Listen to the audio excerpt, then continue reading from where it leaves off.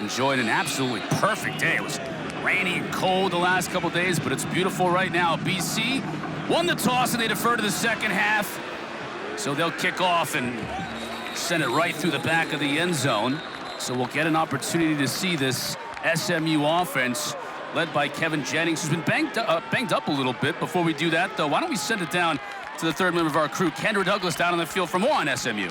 Well, guys, when I talked with SMU quarterback Kevin Jennings, he told me that they want to build off that big win against Miami. But he said in order to do that, they got to do things like win the run game. He told me that's an area where they haven't really been consistent in, and they would like to find more consistency in that area. Win the turnover battle. And also, guys, be the most excited team on the field to come away with a win tonight. Guys. Thank you. Good news right away, even though the first pass attempt is incomplete. They've got Chris Johnson in the game, and that's going to help their running game. He was a game-time decision, so Jennings has one of his top backs in the game with him. Yeah, took over the reins for this SMU program week 3 of last year. Hasn't looked back. Chip on his shoulder this offseason after the CFP performance. Stats aren't necessarily where some people thought, but they still think this guy's an absolute superstar. Jennings rolled the pocket and couldn't find Yamir Knight.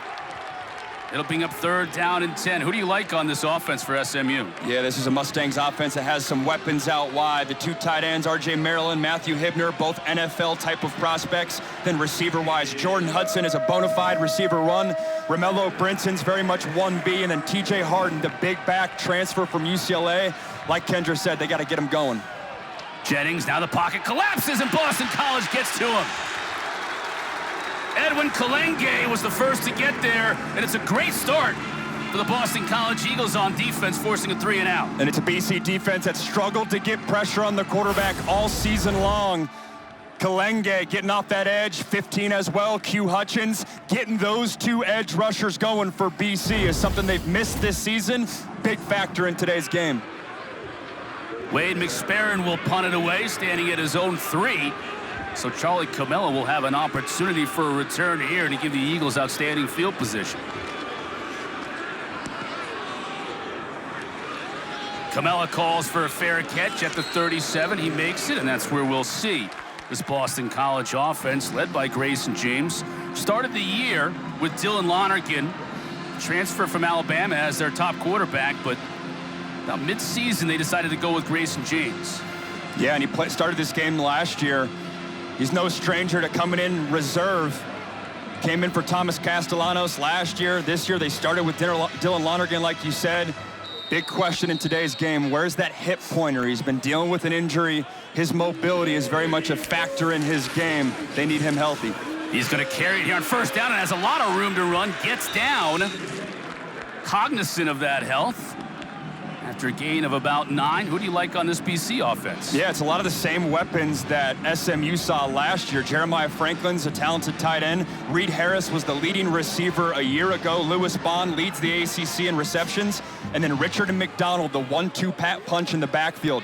They also have to get their run game going. They've been one-dimensional much of the season. Starting with Turbo Richard. He falls forward, but he doesn't get there. So he's going to be dropped for no gain. It'll bring up 3rd down and short. Who makes this defense run for the SMU Mustangs? Yeah, they hit the portal hard this offseason and leveled up their defensive line, anchored by Tyler Webb in the middle. Love Isaiah Smith, their edge rusher. Alexander Kilgore was back last week. He's been banged up. He's their middle linebacker. And then the 1-2 punch at safety, Ahmad Moses and Isaiah Wacobia both had double-digit tackles against Miami a week ago. Very productive safeties. Tough sledding in the middle of that offensive line, but it's enough for Turbo to move the sticks. Good sign early for BC. They've struggled to run the ball. 3 runs to open up this game, get the 1st down. Can't be one-dimensional. It can't be a game where you're just relying on Grayson James's arm to win you it.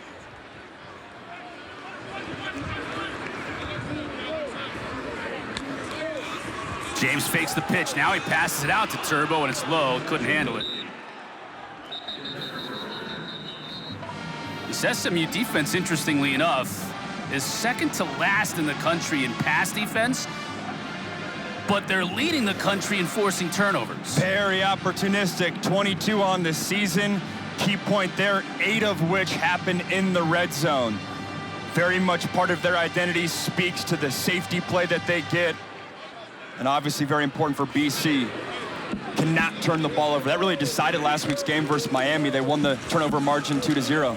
Turbo maybe gets 3. Alexander Kilgore, you mentioned the key players on this defense making the stop, and both of these coaches really echoing similar sentiments as far as their offense goes. We got to be better on first down, and we got to be better on third down. And to do that, they're going to need their offensive line to play well. Going into today's game, Logan Taylor, who's usually at right guard, will play left tackle. Jude Bowery, their stud left tackle's out in this game. Kevin Klein, the right tackle, is back healthy. Big boost for that BC offensive line. Empty backfield for James. Pocket breaks down, and James is going to be dropped for a sack. Isaiah Smith, they call him Turbo, brings him down, and both teams' defense is picking up sacks on third down, forcing punts. Isaiah Smith is their edge rusher with the most juice off the edge. Cam Robertson is out. He's SMU's best edge rusher, so it means Smith's got to step up, and it's exactly what he does early on, third down, getting his defense off the field. Seamus Florio to punt it away to Yamir Knight. Knight comes over, makes the catch at the 15, still on his feet. He's going to get a good return out of it, out almost toward the 30-yard line. 15 yards on the return for Knight. Still scoreless here early in Chestnut Hill.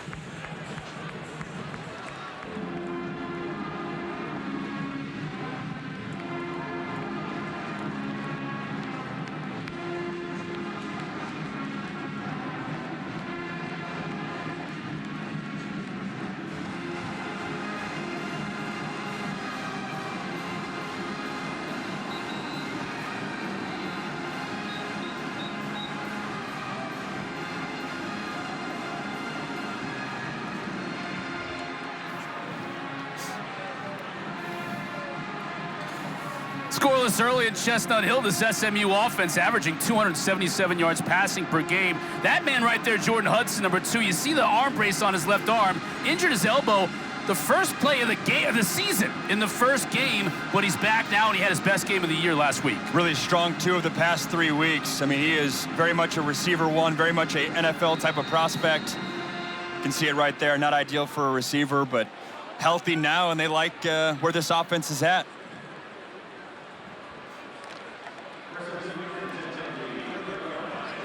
There's a good look at Hudson. Love his physical traits. Shoddy Clayton Johnson trying to get around the edge, and that Boston College pursuit led by Q Hutchins knocks him out of bounds for a loss. And we saw some of this stout defensive nature for BC a week ago versus Notre Dame. They did a good job. It was the big plays that really hurt this defense late in the game. Again, that stout run defense showing up today. Jennings to throw, rolls the pocket. Downfield has a receiver. That's his tight end, R.J. Maryland, and he's out of bounds near midfield.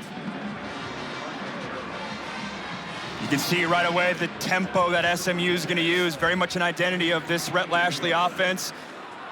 Spreading out R.J. Maryland.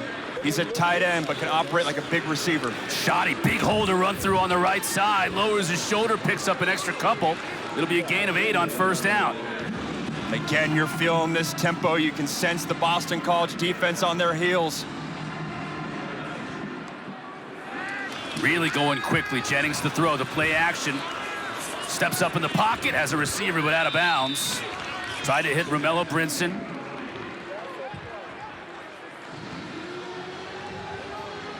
See right there, Jennings has the escapability or moving the pocket. He's not going to be a quarterback that's going to have a lot of design runs, but his mobility is very much something you have to account for if you're Boston College. Moves the pocket, but does an excellent job keeping his eyes up downfield, looking to make a play. 3rd down and 2, the bigger back. Harden lowers his shoulder, runs through a defender, and picks up the first down. That's the benefit of having a 6'2", 220-pound back. Playing the hammer right there in the A-gap. The transfer from UCLA did that for Chip Kelly and the Bruins for a couple years, now doing it for SMU. Now it shows a little speed, bouncing it outside. Flag in the offensive backfield, though, as Harden picks up another first down. But let's check the marker. Owen McGowan on the tackle. Holding. Offense number 54. 10-yard penalty. First down. Savion Byrd, the guilty party, usually starts at left tackle. They moved him into left guard because of injuries, and Andrew Chambly's getting the start at left tackle.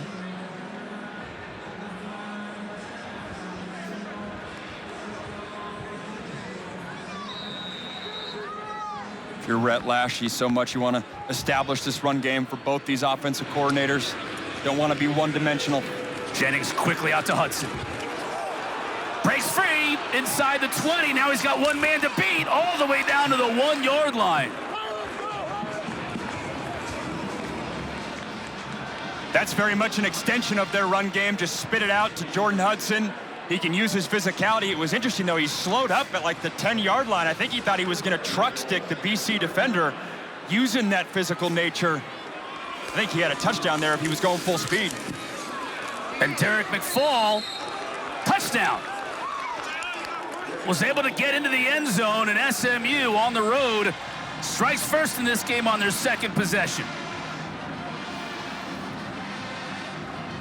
It's a nice bounce back drive by SMU, really leaning on that run game, and then obviously the big play to Hudson. They said it to us last night in their meetings. In the first 15 plays, they really want to get 7 different playmakers the rock, get different guys involved, get them engaged in this game, and Derrick McFall finishes it off for the Mustangs. You saw 4 different running backs already in these first 2 drives for SMU. McFall's first carry, he picks up 6. Sam Keltner with the PAT. 7 plays, 70 yards. The big play, the 44-yard screen to Jordan Hudson. SMU up top. One of my own personal heroes, Wells Crowther, saved at least a dozen lives in the World Trade Center before again losing it later. Looking to pick up another one today for Wells. Really trying to establish that running game as well. Going with Turbo, who along with so many players we'll mention in this game, he's also been banged up in recent weeks. Now looking to be maybe as healthy as he's been since we saw him in Cal when he went off against the Bears here in this very turf. And this is the challenge for Boston College. Already down a touchdown, don't want to abandon the run game yet. Offensively, have to sustain drives if you're Boston College. Can't let your defense be hanging on the field the whole day. James Nothing doing on that quarterback draw. Isaiah Smith, again, is all over the Boston College quarterback. Excellent defensive call there. A defensive coordinator for SMU, Scott Simons, are going to loop number 1, Isaiah Smith, around. Plays right into that play call. The cat and mouse game, offensive coordinator versus defensive coordinator. If a defensive line's going to stunt like that, going to be awfully hard to run quarterback draw. 3rd and forever. That pass is knocked out of James' hand. It's still a loose ball. And SMU's recovered the fumble.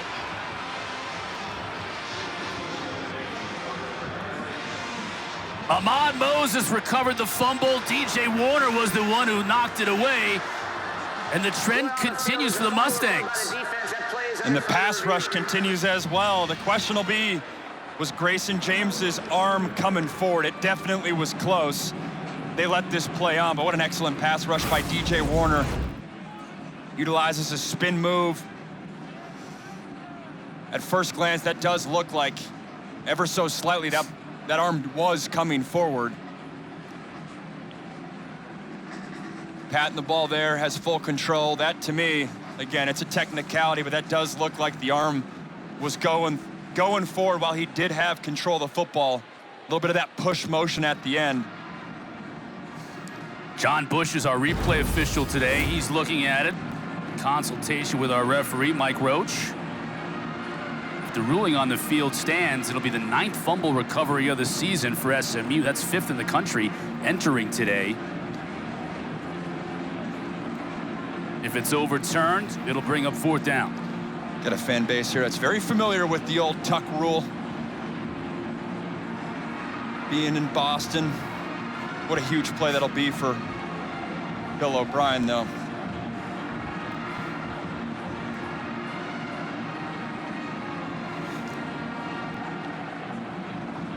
As we wait on Mike Roach and John Bush, you think about Boston College in their first 2 drives, really trying to establish the run, but negative plays on both drives, putting them behind the sticks. The run on the field is upheld. Will be a 1st down for SMU. It's upheld. The ruling on the field is upheld. I'm going to say it was dislodged before he was coming forward. Excellent play by DJ Warner. Said it that first drive, but SMU's without their top pass rusher, Cameron Robertson. They're hoping that he comes back as club takeaway. Yeah. VIP service. There's a reason why. They lead the country in turnovers forced, 23, and it's opportunistic defense. They'll start this drive for the Boston College 33. Jennings a play fake, has all kinds of time in the pocket. He's got a receiver at Knight, makes the catch inside the 10. Yamir Knight out of the slots. Has SMU set up 1st and goal at the 7 after a 26-yard pitch and catch, and they want to go quickly. Anytime a defense gets a turnover, look for the offense to call a shot play right after, and the tempo continues. Harden trying to find some space, finds it after he cuts back and scores. Flag down just as Harden crossed the goal line. You got to check the marker. This might be coming back.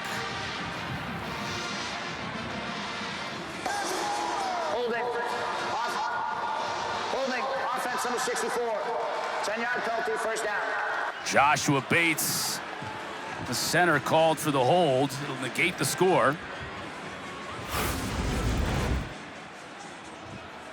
Here was the play that got him down, sorry. Yeah, no, it's an excellent touch. Great job by Kevin Jennings, knowing that you're going to have Knight run into green grass.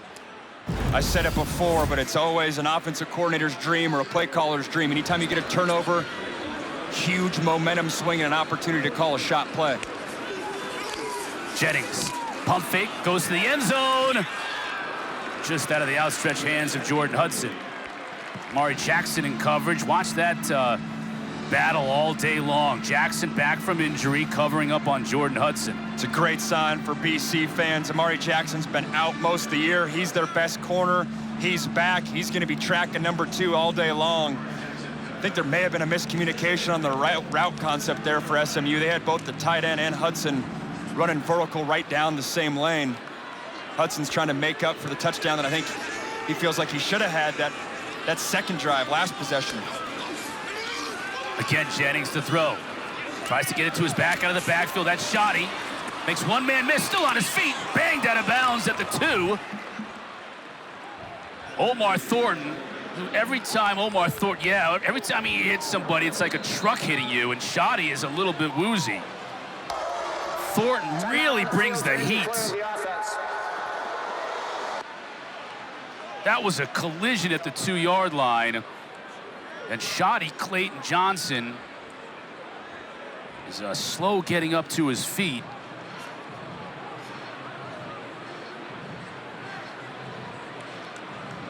Talking to Bill O'Brien about Omar Thornton, he said sometimes he's so aggressive, he's too aggressive in terms of running to make the hit because he hits you at full speed every time. Football fans will love this. The comp, he said, was Bob Sanders. Coming in for the big hit frequently, wrapping up is optional, but you're not kidding. We've had BC a few times this year, and Omar Thornton flies around the field from that safety spot, making tackles around the line of scrimmage, and then right there, delivering a huge blow. Hopefully, Johnson's healthy and okay. 3rd down and goal from the 3. Jennings to throw. Looking for Brinson. Almost made an outstanding one-handed catch. Couldn't bring it in. Isaiah Ferris on coverage. And with it being 4th down, they'll bring the kicking unit in. And it was textbook coverage right there by Isaiah Ferris. Does a nice job being physical at the point of attack. Does a great job getting his eyes back. And at that point, if your eyes are back, Ferris has just as much right for that ball. That is textbook goal line coverage, knowing that it's an offense that's trying to get the fade ball. Brinson at 6'2", 190. Excellent stand right there by the BC defense. Keltner in. Chip shot from 20 yards, and it's good. So the Mustangs convert the fumble into 3.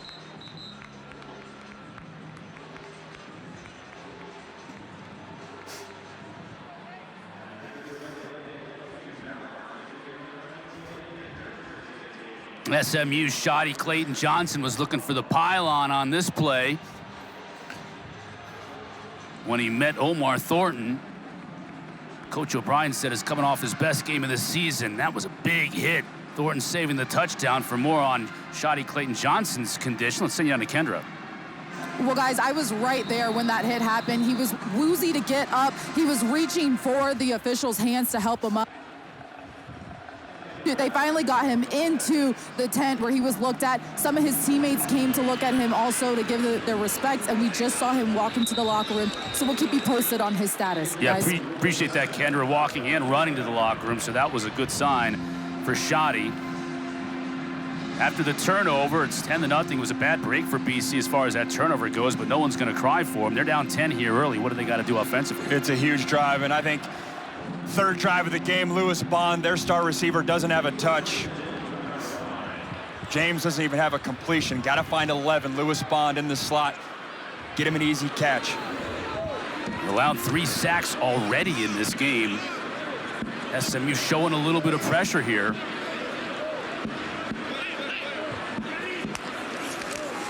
Turbo along the left side. He's got blockers in front of him, cuts back. And that'll move the sticks on 1st down. So a great pickup on 1st down, a great start to this drive. Yeah, and a great call, too. They gave Grayson James the ability to check this play. He checks to the run because he likes the defensive front that he's seen. Nice job by the offensive line, pulling around. Robert Smith, the true freshman, starting at right guard. Not easy to do that as a true freshman, starting on the right all the way to the left. Excellent execution on the run game for a 1st down there. James, quarterback draw. Now he flips it forward, and Turbo can't quite run it down. It was a good idea as he was right at the line of scrimmage. See a little bit of a wry smile on his face. He knows if he could have somehow gotten it in 2's hands, that could have been a big pickup. Yeah, they faked the quarterback power, knowing all the linebackers and corners are going to suck up, and then you act like Turbo Richards blocking. He just doesn't keep running, and Grayson James puts a little bit too much air on it. Look for them to come back to that concept because that was there. James keeping it himself around the left edge. It'll be another 1st down. Seem to be having a little bit of success running the ball on that left side. And outside the tackles, too. We talked with Bill O'Brien about that in terms of trying to get the run game going. Doesn't need to be right behind the guard in the center. Look to utilize space and have it be outside the tackles. James was trying to get it to Bond. He wasn't open, so instead he keeps it and picks up good yardage on first down. They'll give him 9. Jalen Moses on the stop.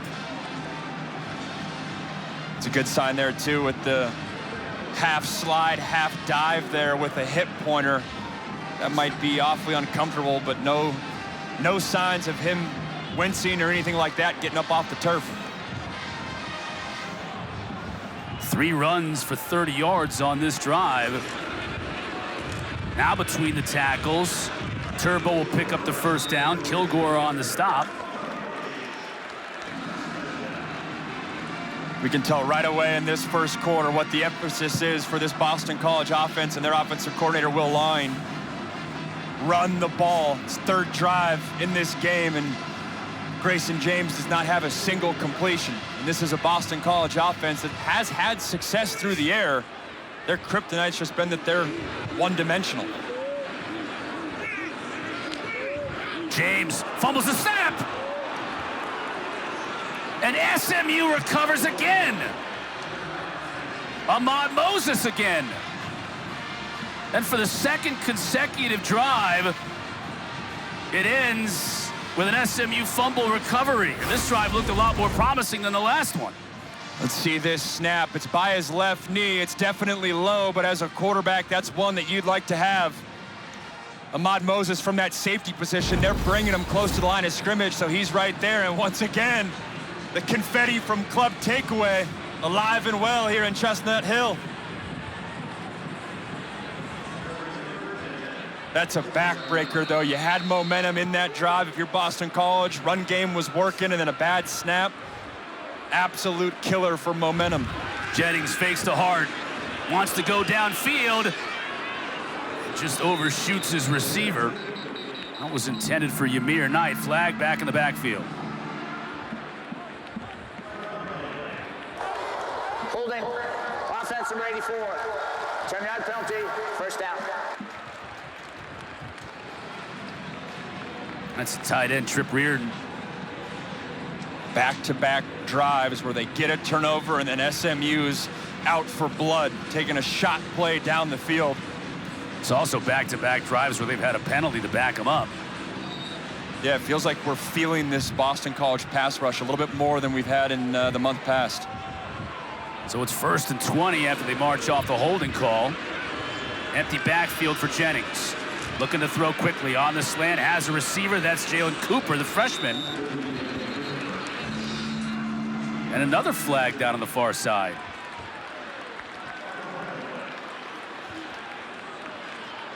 This is going to be a personal foul variety against SMU. They're really backing themselves up.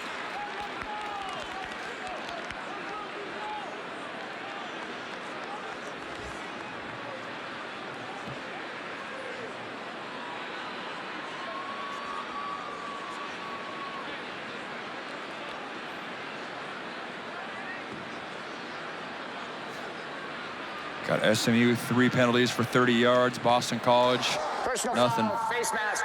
Offense number 82. 15-yard penalty, replay, first down. His time against Maryland. Let's check him out as he was split out. Oh, my goodness. Yeah, it's hard to miss that one. Working a little bubble screen. They had 4 receivers to one side, and Maryland got beat, and he says, I'm not going to let you have a kill shot on my receiver. Obviously, Kevin Jennings didn't go that way, but he's going to get taken off the field here. 1st and 35. What town should we use?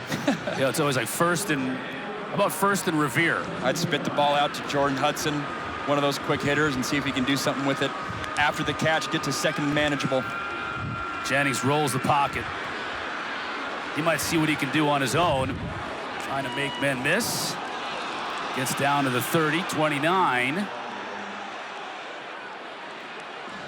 Owen McGowan on the tackle. Going on the field, the runner was down before the ball became loose. It'll be 2nd down. Ball came out, but he was down. And you can see Kevin Jennings on that run. He's getting up hobbly. Not only is Grayson James banged up, but Kevin Jennings is as well. Started as just an ankle sprain. It's bone bruise down there. He's very ginger on that ankle. Again, they like his mobility. It's a huge part of his game, but that's something to monitor not only in this game, but moving forward for SMU. Harden on the screen, gets tracked down for a loss. Quan Williams was all over him. And it'll bring up third and forever. Excellent awareness by big Quan Williams at that defensive tackle. Let's see how Jennings is moving here. I mean, you can tell he's not wanting to plant on that ankle. That doesn't look good. They've got to get to the BC 43, so he's just shucking it up. And it falls incomplete. Hudson was the intended receiver. Now we got another flag at the line of scrimmage. Yeah, they got a little free play on this one. That's why Jennings threw it up. Offside, defense number 15, 5-yard penalty, third down. Especially when it's third and about 25. Might as well chuck it up. They'll get another opportunity here, but still third and forever. They'll mark it to 31. Rhett Lashlee seeing him there. Head coach that also calls plays. A little bit more uncommon nowadays, seeing other head coaches delegate that responsibility. Not Rhett Lashlee. Got the job at SMU because he was an excellent play caller, holding on to those duties. BC brings just 3, so they've got everybody back in coverage. Knight makes the catch, but he won't be anywhere near the first down. And SMU will have to punt. Let's keep an eye on Jennings as he, in your words, gingerly runs off the field. And for better or worse, this is something that Kevin Jennings and SMU, they're used to the whole season. This has been the story. Kind of reminds me of Desmond Reed at Pitt a little bit, where you're just always banged up and just got to fight through it. Coaches said Jennings' run game just has not been what it can be all season long because of that injury. Appears to still haunt him. Speron with the kick. Driving Camelo all the way back to the 10. He'll be brought down shortly after that at the 13. Coming up tonight at 7 Eastern on the ACC Network, Florida State and Clemson. Dylan Lonergan now in at quarterback for Boston College. So after 2 straight fumbles from Grayson James, the change is made at quarterback.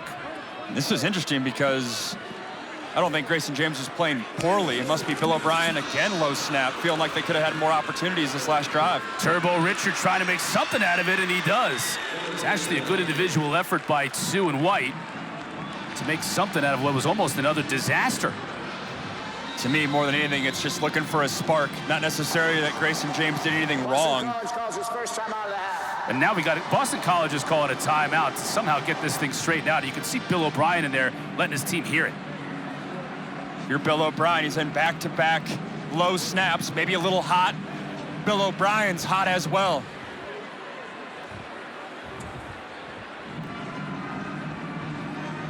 I would say you usually don't see Bill O'Brien that way, but he did that in a press conference that got national headlines this past week. I mean, you got a team that's 1-8, team that's maybe playing a little sluggish, trying to get his guys going.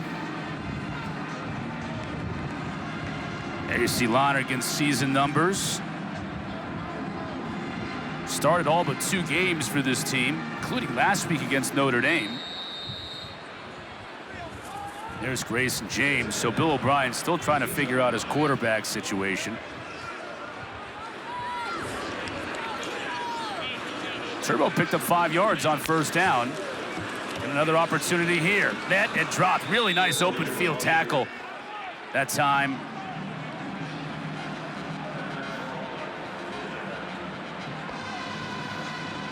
If I'm SMU too, and you got an offensive line that's maybe struggling, poor snaps, those interior defensive tackles, I'm bringing a lot of pressure. Terry Webb, Jeffrey Emba, 2 big bodies right there in the middle. Don't let this guard, both guards in the center, off easy. Double down on that pressure.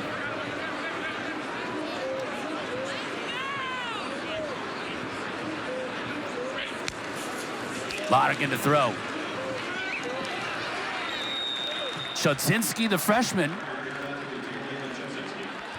It's going to be right at the line to gain. The officials are going to mark him just shy of it. 4th down and about 2.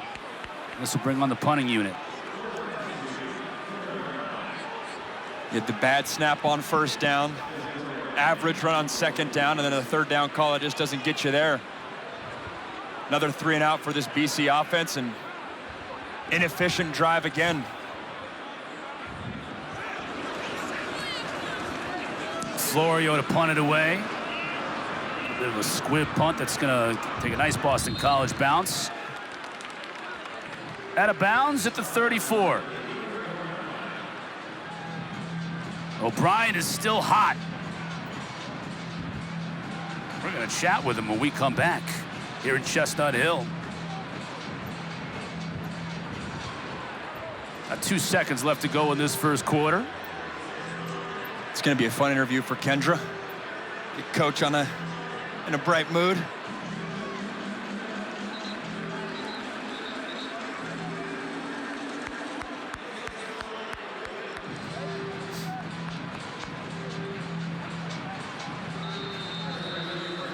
Be interesting to see who they do go with moving forward quarterback-wise. Again, I didn't feel like Grayson James made any catastrophic mistakes. The 2 fumbles were a lower snap and then a bang-bang sack there. Harden through a hole up the middle, still on his feet, inside of Boston College territory. And the final play of this 1st quarter, big one for TJ Harden. SMU's back in business. We'll talk to Coach. She was talking about as far as the meeting with the team. Harden gets leveled as we start this 2nd quarter. That was Amari Jackson coming off his cornerback spot and hitting the tailback. And Coach O'Brien said it, this defense for BC doing everything they can to keep them in it. This is a high-powered offense for SMU. Again, Amari Jackson has been out most of the season, coming from his cornerback spot, showing up at the line of scrimmage.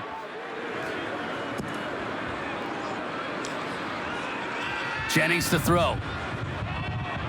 Trying to get it to Hudson. Those two really haven't been on the same page yet today. Jennings having a hard time getting it to Hudson, who had an 11-catch week last week against Miami. It's Max Tucker there on the coverage. Last time we saw Max Tucker, he had a big elbow brace on, just like Jordan Hudson. Bill O'Brien's got to say, hey, this is an opportunity again for our defense to help us out. Opportunity to get off the field on 3rd and long. We've seen Q Hutchin show up 15. And Edwin Kalenge, both edge rushers for BC. McFall out of the backfield. Jennings defended again nicely by Jackson. Amari Jackson is one of those defenders who's done a really nice job keeping BC in this thing early. Excellent football awareness, too, if you're Amari Jackson at the cornerback spot, knowing that they're going to stop at the sticks.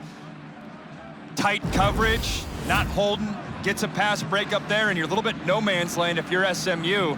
You would have liked to get, if you would have got 4 or 5 yards there, you're probably going for it. Instead, because you're in no man's land too long for a field goal, you're going to have to punt it and try to pin them. Jennings 7 of 14 for 107 yards. Hudson has the 1 big catch. Remember, down the right sideline there in that 1st quarter. That's it. It was good for 44 yards. On the offense, that penalties declined. It'll be 4th down. BC declines the delay of game.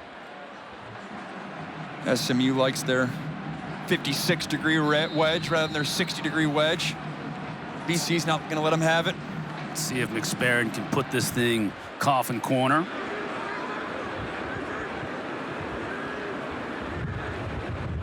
Against a slight wind. And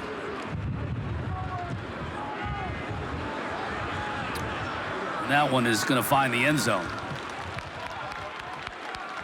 Tonight after FSU and Clemson, the ACC Huddle Final Score Crew, they're going to wrap up the whole day for you. They'll take you through the biggest stories, break down all the games right here on the ACC Network. You can also watch it streaming on the ESPN app. Showed you that standings at the top of the broadcast. All those teams, including SMU with 1 loss, every single week can change the complexion of this conference in a big way. Going to be a fun November. Just got to keep winning, stay alive, can't stub your toe. Lonergan is back in there. Finds his receiver, Reed Harris, who has stood up and fights for an extra couple of yards. There you can see SMU in that group of teams with one loss. SMU will play Louisville after their bye week next week, so that's obviously a huge matchup. Pitt's got a great schedule down the stretch. They'll face Georgia Tech, Notre Dame, and Miami.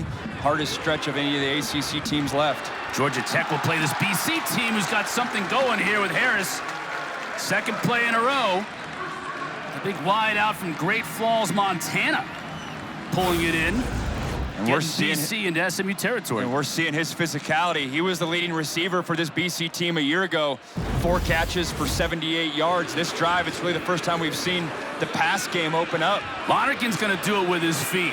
Coach O'Brien said he's underrated as a runner. And he picks up good yards on first down. That is the trade-off, though. I think if you're BC, Grayson James gives you more in the quarterback run game, which there's a couple plays in that first quarter they had success with that. Dylan Lonergan maybe gives you a little bit more upside in the pass game, but like you said, still capable of escaping the pocket and picking up yards.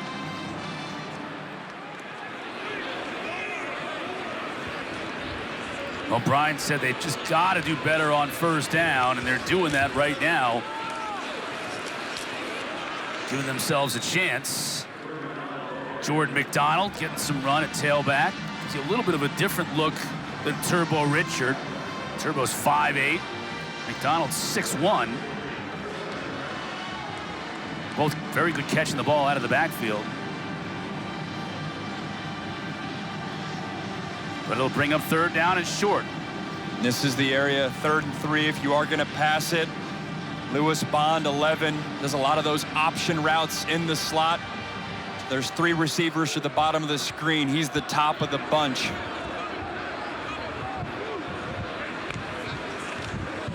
McDonald will carry it. He's going to be close, but I think just a little bit shy.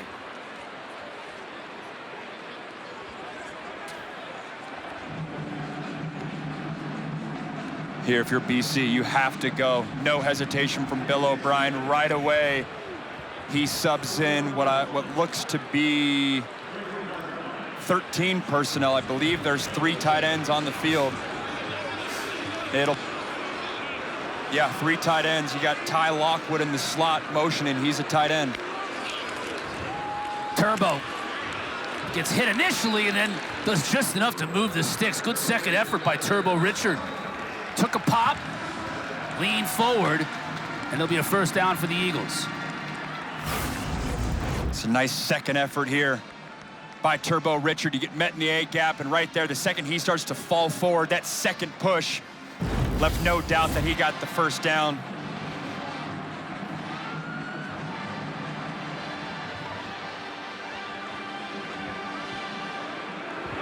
Turbo stays in with a fresh set of downs. They'll ride him. Cuts it back. Into the second level, down to the 22.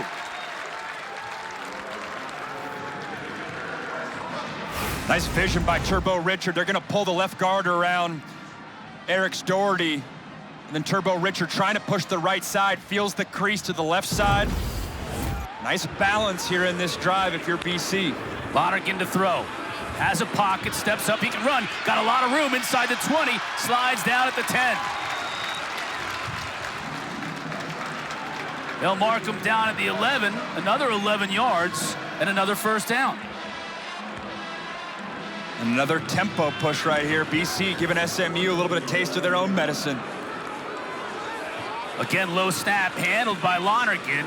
That threw off the timing of the play, and Turbo was only able to pick up maybe a yard. You said it, Chris. Lonergan does have mobility. SMU gets out of their pass rush lanes a little bit, gets too overly aggressive. He can step up. Smart getting down, protecting himself. Nice game there. 10th play of this drive coming up. Started at their own 20. It's been a big thing for this BC offense. Haven't been able to sustain drives, and in the second half, it leaves your defense tired and vulnerable. Faking the pitch to Turbo. Now out to him in the flat. Has to beat a man and does inside the 5. Brought down at the 4. Tyron Polley bringing him down.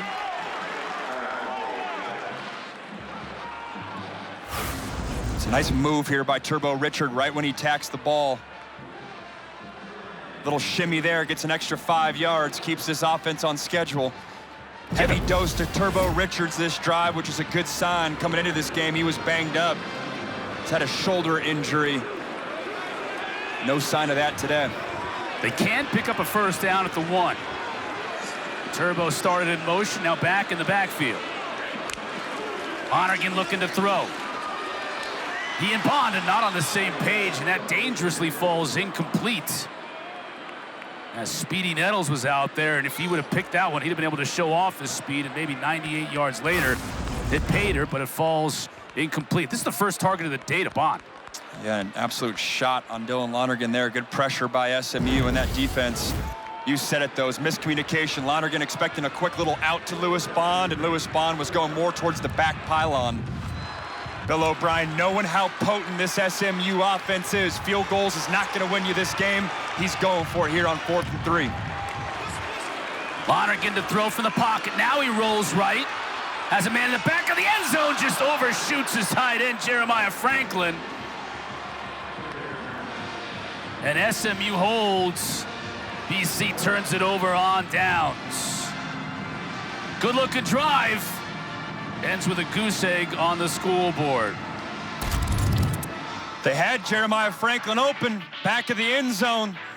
He was flushed out of the pocket and just missed him for the touchdown.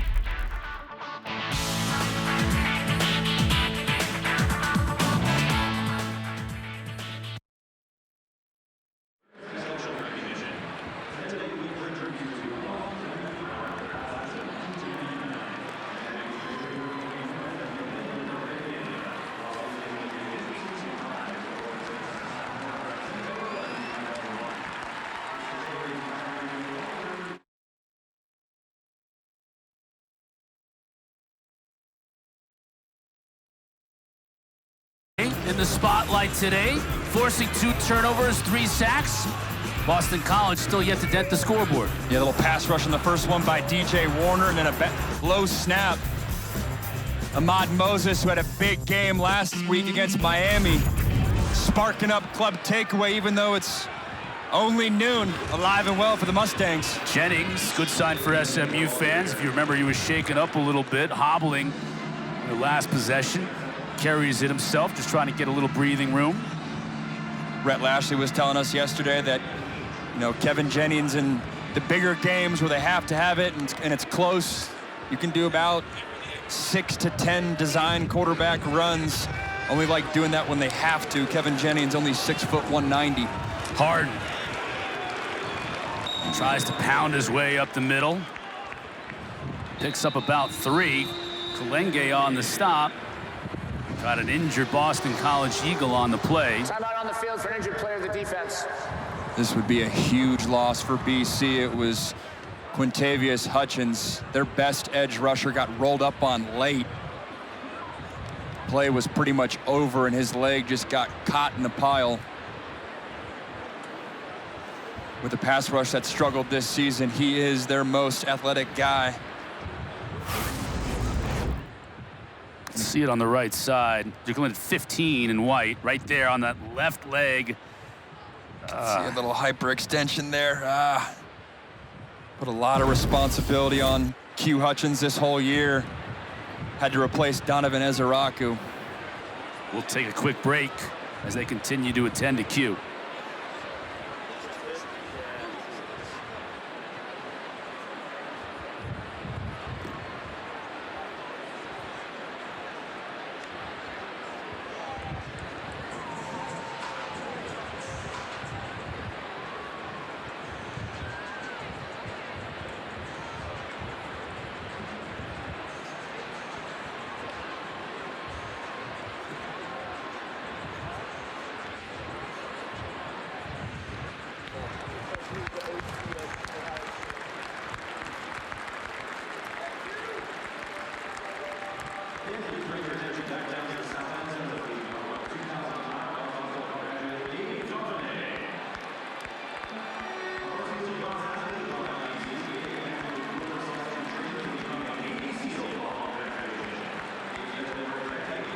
Pass the ball. Need their best edge rusher. Boston College defensively can't catch a break health-wise. You get one stud back, Might be losing another stud right there. 3rd and 5. Jennings to throw. From his own end zone. I had his man, and it was dropped by Brinson. Hit him right in the 3, and he couldn't squeeze it. See that wiggle out of Kevin Jennings, navigating the pocket, getting the ball just before he gets hit, and then Romello Brinson, their stud receiver, just misses an easy one. A little bit of contact at the top of the route, and then it's right in the breadbasket. So McSparron will punt from his own end zone. Sends this one to Kamel at the 40. Trying to bounce it outside. Good coverage by SMU. He only picks up a couple on the return. This BC defense is keeping them in it. But on the ESPN app. Lonergan to throw on 1st down. Has Harris. Close to the marker. BC hadn't gotten Lewis Bond involved yet, but they certainly have gotten Reed Harris last 2 drives. And they'll take that. If you're going to roll coverage towards Lewis Bond's way, Reed Harris is more than capable. Oftentimes lines up in the boundary, the short side of the field. You get safety rolling the other way, there's windows to be had. Turbo out of the backfield. Into SMU territory. Down just shy of the 45. Just on the other end of the 45. They'll mark him at the 44. And they're picking up right where they left off last drive. You get Reed Harris a touch. You get a touch to Turbo Richards outside the backfield. Utilizing tempo and empty formation. Lonergan is 6 of 8 since coming in relief. Pressure up the middle. There's Bond. Couldn't quite escape the defender. That's Polly on the coverage, but at least 11 is getting involved.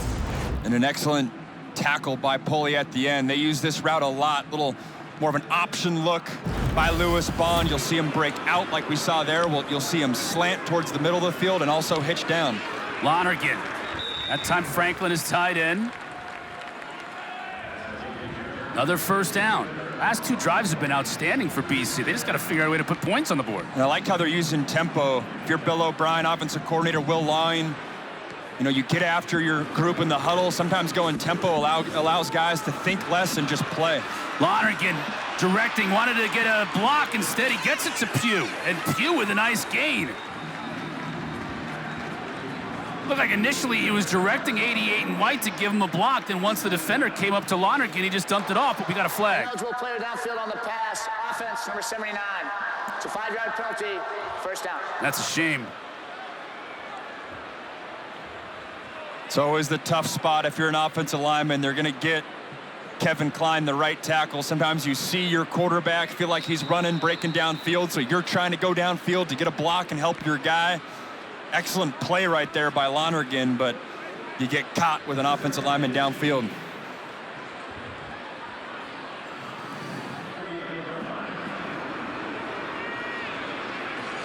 They'll bring it back 1st and 15. Harrison motion. Lonergan gets it to him. Lowers his shoulder. Gets it inside the 30. Speedy Nettles on the tackle, but another good pickup. Another nice tackle in open space by Nettles. You don't make that tackle. That could have gone. That's twice, though. Call that a little arrow route into the flat. It's not a full 5-yard out. You're just getting to the flat right away. Get your guy an easy touch. Now Richards finds a little bit of a crease. He's a yard shy. Bill O'Brien went for it on 4th and goal from the 3. Have to think this is also 2-down territory for the Eagles.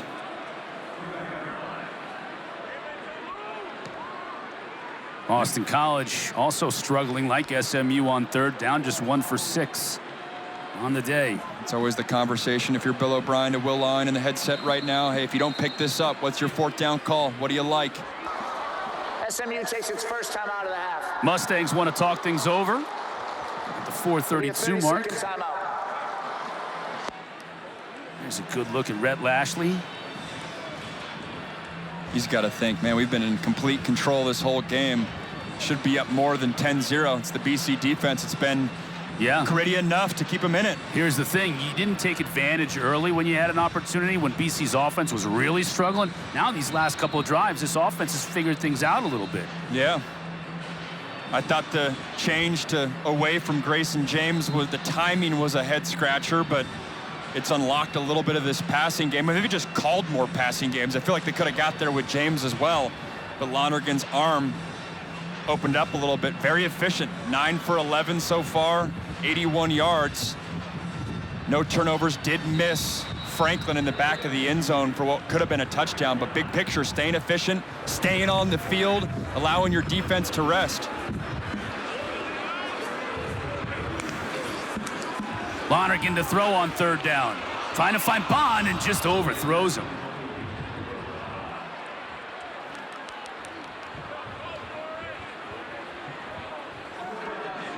Yeah, you're calling that shot on third down. That was two vertical routes, one by Lewis Bond working in the slot to the outside, and then Reed Harris working up the seam. You're calling that play to try to get a big play for a touchdown right away, knowing that on 4th and short, you can come back to your more traditional short yardage concept.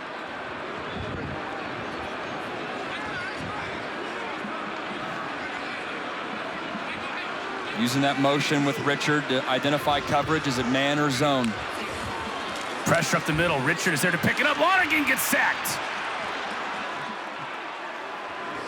Isaiah Smith again off the edge. And again, the SMU ACC, Virginia, and Louisville also still alive for that berth in the ACC championship game in Charlotte. So keep an eye on those games as well as all the others. TJ Harden cheering in on first down, picks up about 6. How about Tony Elliott's squad this season? Starting November, top of the ACC, team that was picked to finish towards the middle or bottom half of the conference. Go in the portal, you bring in a quarterback. Get some money. Sometimes it works out, sometimes it doesn't, and it certainly has worked out for Virginia. And we had them week 1. I don't know if I would have told you they were going to lead the ACC in November, but you could sense that it was different. They were just deeper up front, deeper in the defensive line, and then you said it. When you get a signal caller, Chandler Morris gives you a shot. BC's got a shot to get off the field here on third down. Jennings, that's Knight, still on his feet. Still on his feet inside the 40, inside the 30, and banged down at the 24, but a big pickup on third down for Yamir Knight, 37 yards.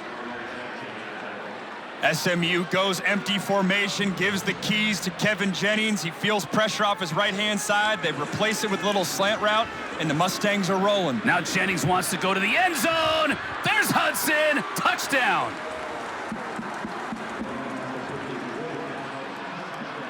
This is where the tempo is a killer if you're defense. You're in this ball game, SMU 2 plays, touchdown. Getting their playmakers involved right here. It's Jordan Hudson, a little corner route. They're on the left hash, so there's a lot of grass towards the right sideline. Haven't seen a ton of Jordan Hudson today, but it's only a matter of time.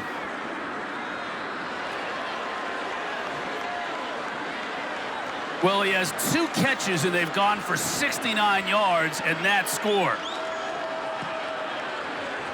So when Jennings has found him, it's been a big play. First off, he found Knight, and Knight is one of those guys that, you know, Coach Rhett Lashlee was talking about touch guys. You just got to get him touches. He's one of those guys. And he's really come on the past few weeks. You can see him right there, operate in the slot. He's a quicker, speedier guy.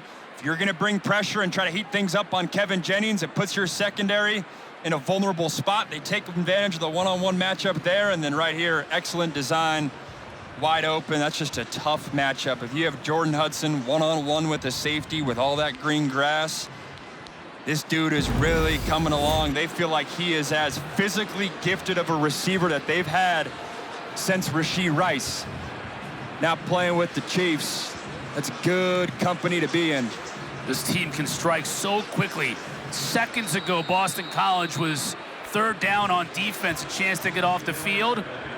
2 lightning strikes later, it's a 17-point advantage for the Mustangs. It's kind of been the theme for this BC defense. You're hanging in there, hanging in there, hanging in there, but the offense can't support you enough, and before you know it, game is a 3-game score, 3-possession score.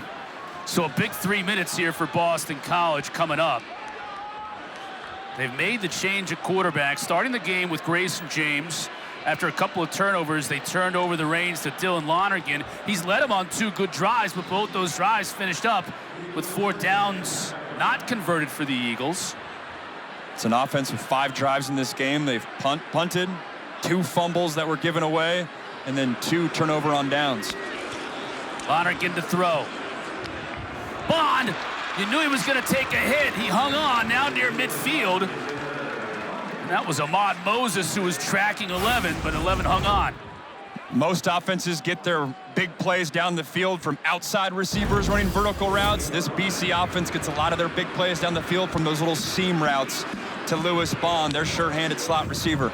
McDonald on the carry, straight up the middle, flag down. Ahmad Moses on the tackle. This is right in the middle of that offensive line.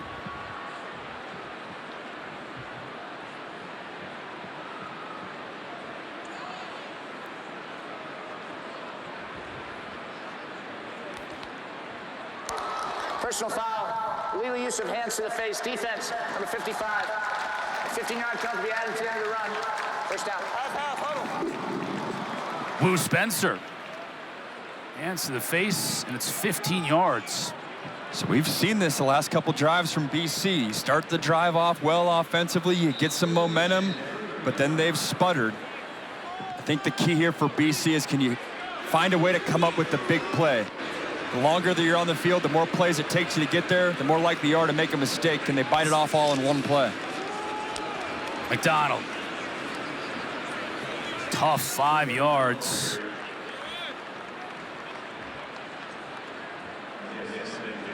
Your coaches so often talk about the mid. Those two turnovers were key in terms of not allowing BC to get momentum. Lonergan to throw. Bond out of bounds at the 20.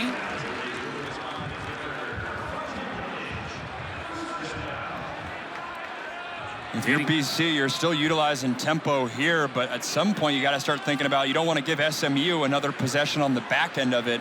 You can take your time and be slow, but it's the fine line of BC's been at their best offensively when they use tempo. Bill O'Brien will have to navigate that.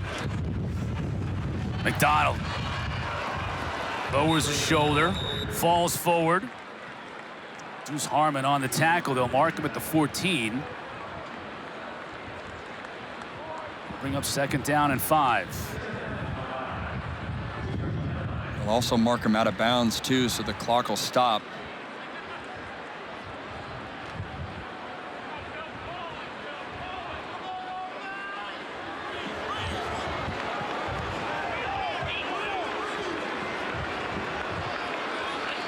Bond in motion.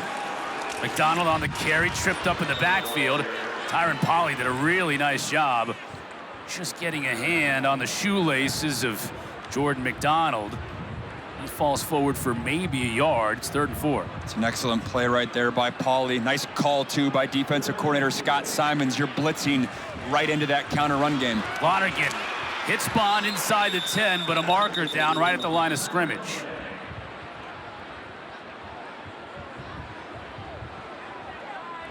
Our referee Mike Roach has been busy today.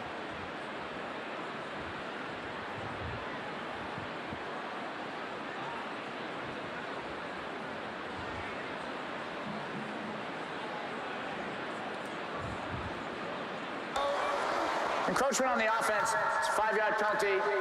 Stays 3rd down. 8th penalty combined, these two teams today. And BC gets the ball at half too, so an opportunity to swing that momentum. If they were able to get a score here, start with the ball in the second half. So a 3rd and 4, becomes a 3rd and 9. Got to get something here. Don't have to get all of it. But imagine Bill will go for it on 4th down again. Field goal at this point in the game doesn't really do much for you.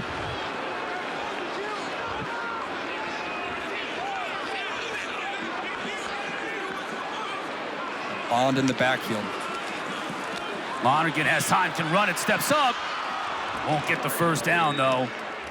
Isaiah Smith again. Just got a tractor beam on Lonergan today. 1 in red is all over the quarterback. Looks like they're going to line up and SMU calls try to get 3 points on the board. SMU calling timeout. Please reset the game clock to 1 minute, 15 seconds. 1:15. To preserve as much time as they can on the clock for themselves. Yeah, for this SMU offense, minute 15, that's an eternity. And you have 2 timeouts. You're going to give Rhett Lashlee and this Mustang offense a full another possession. That offense, they have 220 yards of total offense. About 100 of that has come on 3 big plays. One of them on that last drive to Yamir Knight, and then 2 to Hudson, including the touchdown. But BC here just trying to get something, anything on the board going. And it's a similar feel to Notre Dame a week ago for Boston College, where you're in it, you're playing stout defense, you feel good about it, but then you look up and you give up a couple big plays and the game starts slipping away from you. Luca Lombardo from 31. And BC is on the board.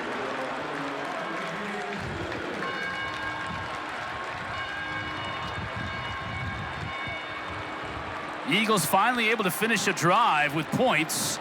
And O'Brien knows that's big. Now, if their defense can hold here in the final 1 minute and 11 seconds, they'll get the ball to start the second half. Last time SMU was in this situation, minute left, had to go in 2-minute drill mode. They marched down the field and got it to overtime versus Miami. Talked about that win in the open. What a past few weeks it's been for SMU. You get a huge program win versus Clemson. Then from their perspective, you stub your toe versus Wake Forest. Wake Forest obviously earned that win, but then you respond with a huge win versus Miami coming in today. So much chatter around, hey, can't have that letdown effect. I don't think it would happen because SMU now realizes we're right in the thick of conference contention, path towards the ACC title game. The Irishman, Andy Quinn, will boot it to McFall. Loses it in the sun a little bit. Now loses his feet. Ball's still free, and is able to pick it up. But that enabled Boston College to get down in coverage. Now, at least McFall avoided disaster, but it wasn't exactly what SMU was hoping for on that kickoff. Coming up tonight at 7 o'clock Eastern on the ACC. Taking an interest when the Seminoles come to town, so that stadium should be rocking. 2 teams that thought they'd be in ACC championship contention not too long ago. Rough couple months for both those squads. Harden dancing for about 3.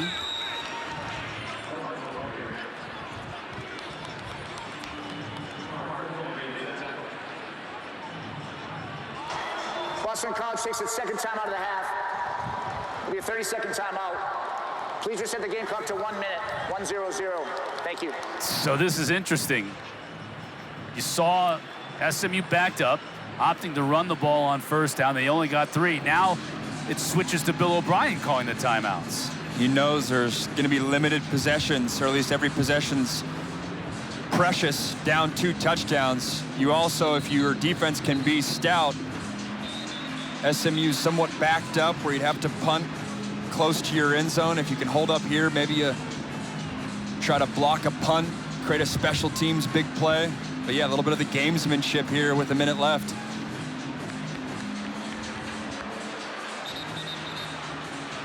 The flip side is you're also helping SMU in that offense regroup, discuss what they want to get to.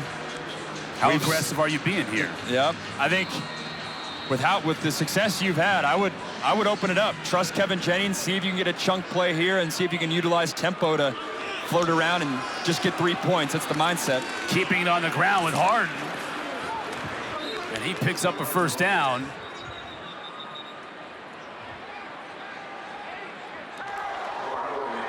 Boston College takes its final time out of the half. Which is really academic now.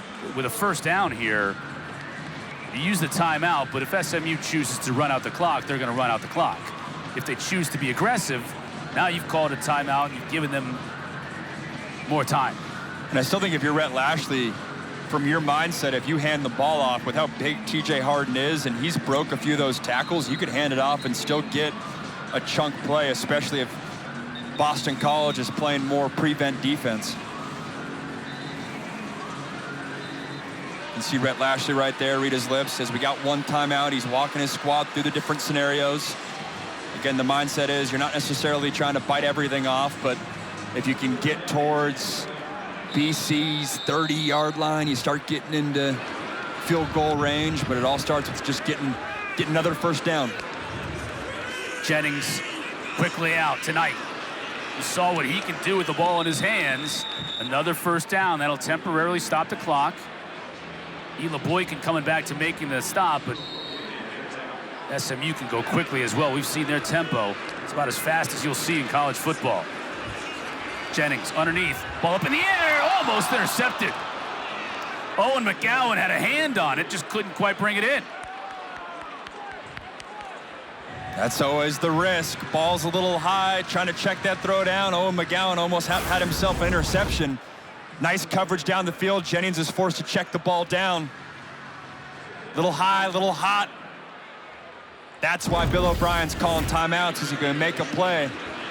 Put your offense in good field position. Jennings going for Brinson, just overshoots him, flag down. And now a bunch of flags come in late. Yeah, they had Jordan Hudson. He kicked the ball late. And I think he didn't see the flag that they're going to get holding-wise on Amari Jackson that was covering him, so he was about to get rewarded. Excuse me, it's Romello Brinson. They had a double move route to the top of the screen. They're going to get Amari Jackson on a hold, but then Brinson's going to give it right back because he kicked the ball.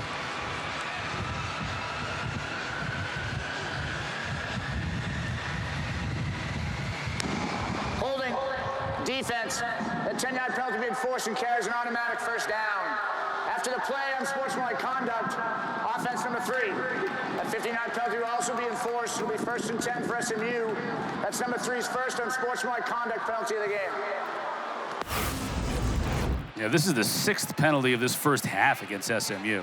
So it was overthrown because Brinson got held, and it's almost like he's acting like it's practice, where it's, ah, shucks, can't do that. That's a huge break for Boston College.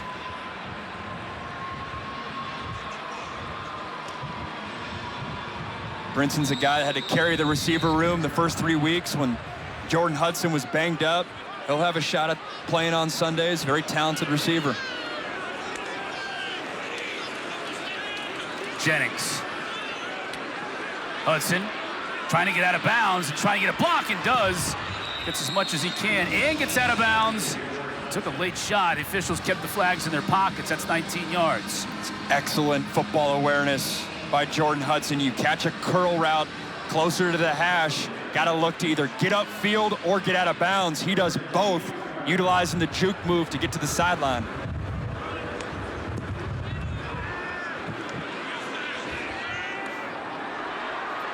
That one in all kinds of traffic for Jalen Cooper. Defended by Isaiah Ferris. Now just 17 seconds remaining on the clock. Sam Keltner, the kicker's got a big leg. He hit a 51-yarder at Clemson earlier this year. But they've still got a ways to go to get him into range. Still got the one timeout, so you can call in-breaking routes. You can call a dig route, catch it, potentially call timeout. Full playbook's open, even though it's only 17 seconds. BC bringing some pressure. Jennings, ball batted up in the air.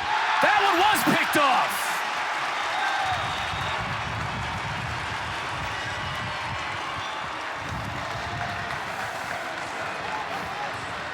Josiah Griffin. Maybe giving BC a chance here with 10 seconds left to go. Please just hit the game clock to 11 seconds, 0-1-1. We're on the field as interception by the defense. First down, BC. Josiah Griffin, the reserve defensive end for Boston College, only one tackle on this season. Well, now he's got one interception. The big man showing some athleticism, little tip drill to himself. Saw Rhett Lashlee getting frustrated with Romello Brinson on the sideline, knowing that that was an opportunity to get even more points on the board, put this game away, potentially going into halftime. Instead, you don't come up with that big play. You allow Boston College's defense to get the big play. See if BC can get some points here. No timeouts for Lonergan. Outstanding pass and catch to Bond, and they'll have a chance here. What a tight window that Lonergan fit that one into. 19 yards and with 6 seconds left. Lombardo's coming on.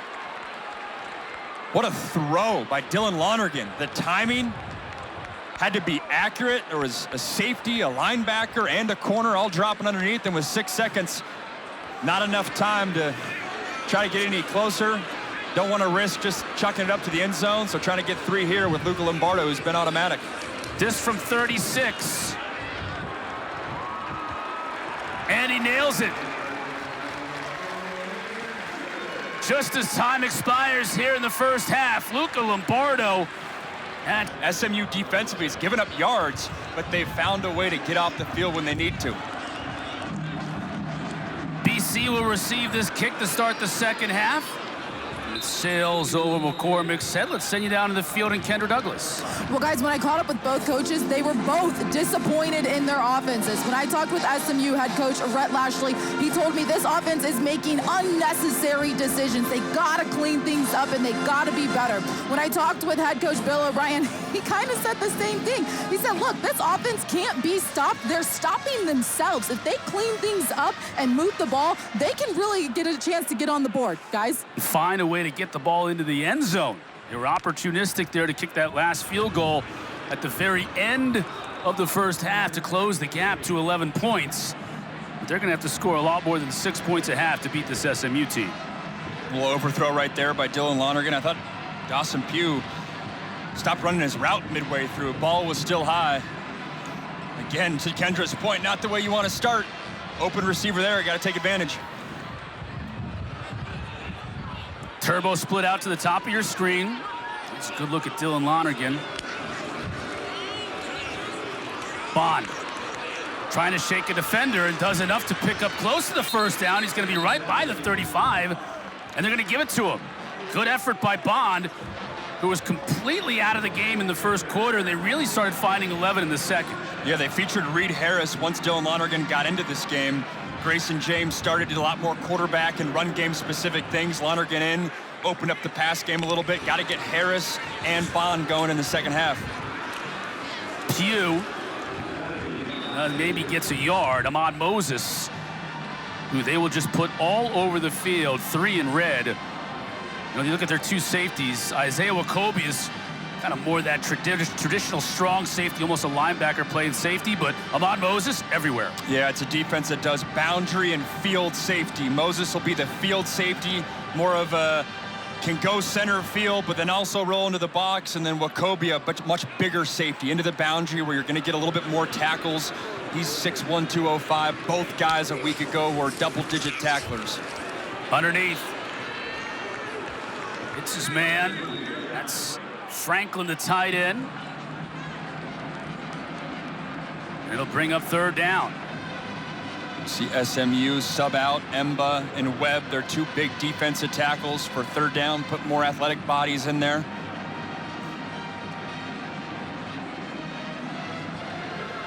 This is where they've been great on third down, getting off the field. Your Boston College, you got Lewis Bond here on the bottom hash. Lonergan to throw. Rolls out. He's going to try and get it on his own, but he won't even get back to the line of scrimmage. Isaiah Smith, again. He has just been glued to Dylan Lonergan all game long. This is Boston College's favorite third down concept, mesh wheel. They're going to hit the running back, or try to hit the running back on a wheel route. Then you got a receiver coming underneath. SMU knows it's coming. All the receivers are locked up, and a huge hit at the end. Isaiah Smith, we've called his name a few times today. That bandit position for SMU, part pass rusher, but also can drop into coverage. Knight makes one man miss. Flags come from all over the place as he's dropped at the 35. Let's check the marker.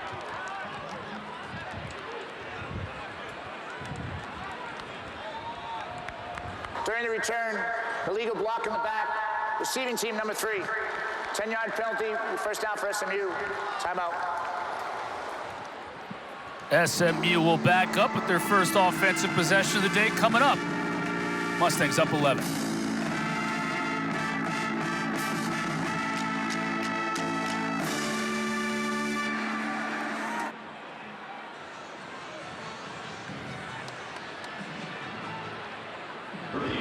Jay Harden at tailback. We saw Chris Johnson at the very first possession of the game for SMU. Haven't seen him since. It was a game-time decision. And then Shotty Clayton Johnson also went out with an injury, so they're thin at tailback. But they come out slinging. Hudson, just lost his footing after he turned it upfield. It's almost a big play, but Isaiah Ferris got just enough of it. You see the arm strength by Kevin Jennings, too. It doesn't get talked about a lot, but getting that ball out quickly and accurately on his face mask allows Jordan Hudson to do something with it afterwards. Here's Harden. That is a tough yard. It'll bring up 3rd down and 1. KP Price, who's similar to Moses for SMU. He's all over the field, 2 and white. And this has been where the SMU offense has struggled, not only in this game, but throughout the season. 3rd down, 2 for 7 in the first half. It kind of felt like they could do whatever they want, but then BC had a knack for getting off the field. 3rd and 1's obviously as easy of a 3rd down as you're going to get. Harden crashes forward for the 1st down.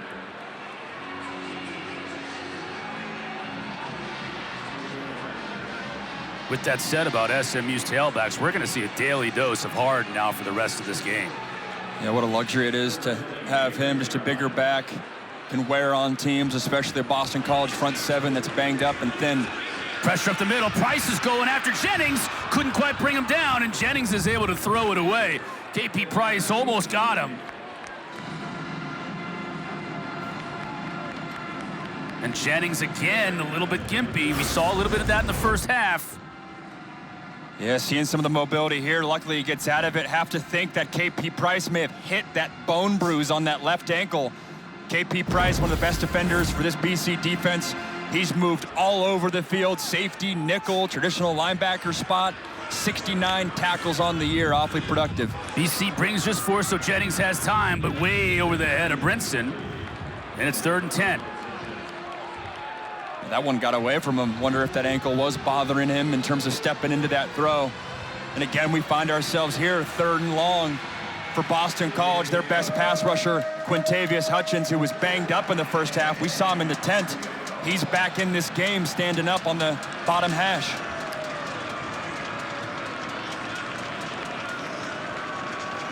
SMU looking to the sidelines, seeing if they want to change their play call. Boston College defensively is going to stay in their look. Jennings, defender fell down. What a hit! Knight makes the catch, and of course it's Thornton, but Knight hangs on. Dylan Lonergan made the same exact throw on a similar route to end the first half.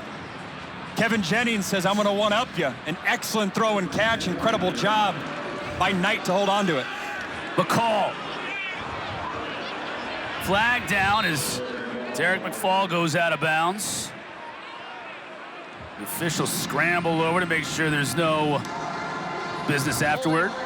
Offense number 74, 10-yard penalty, 1st down. Another holding call against SMU. This one is against Andrew Chamblee. Penalties have hurt them today. Yeah, Chamblee, a backup tackle, now starting today at left tackle. Logan Parr, their original left guard, is out. I meant to ask Rhett Lashlee. I don't know why he uses the walkie-talkie instead of the headset. Usually you can communicate with your quarterback just through the headset. Obviously bringing out the walkie-talkie, that must be how he is communicating with Kevin Jennings and his headset. But sometimes it comes out, sometimes it doesn't. Maybe it's tech issues. After the 10-yard walk-off for the holding call, it's 1st and 20. Jennings, play action. Harden stays in the block. As a receiver, Knight downfield. He's wide open. Inside the 20, makes the man miss. Inside the 10, and he'll score. 61 yards. And yet another big play for SMU. Just when it seems like they're bogged down and their backs are against the wall, they go up top for a big hitter. Yamir Knight having a day. That'll put him well over 100 yards on the day. The slot receiver coming up with big plays, just a seam route. Boston College loses him, and you can't lose that guy, not with that speed and that quickness. So much attention on Brinson and Hudson on the outside, but Knight has really come on the past month of the season. Keltner with the PAT.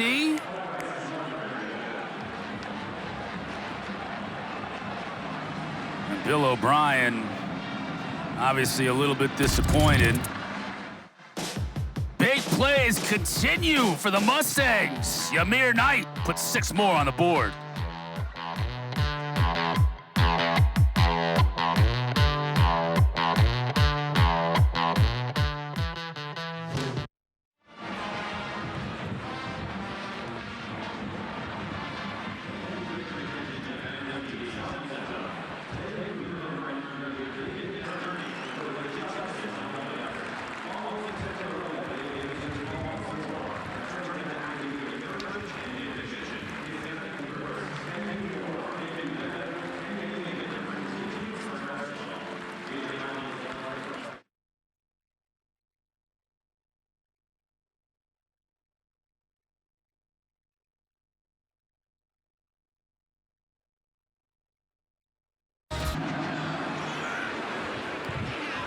McCormick lets it sail over his head.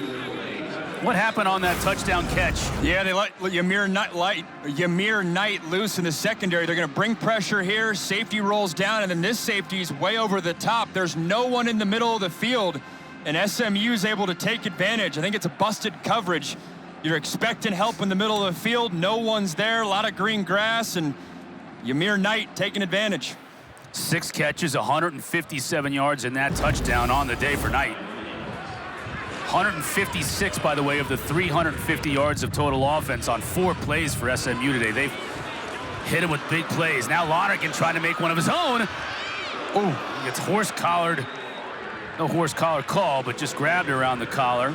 But that's a big gain. Seen that a couple times from Lonergan, stepping up in the pocket, finding a crease. And again, BC's going to utilize tempo here.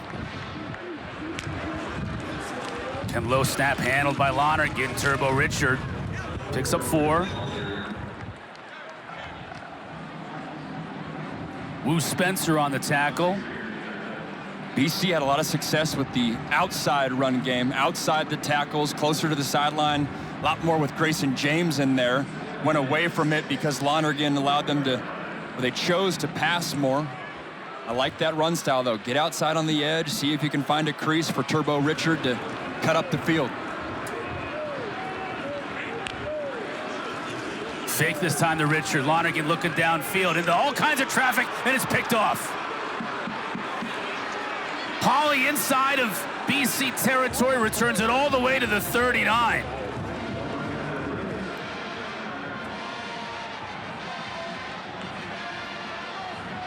Club takeaway.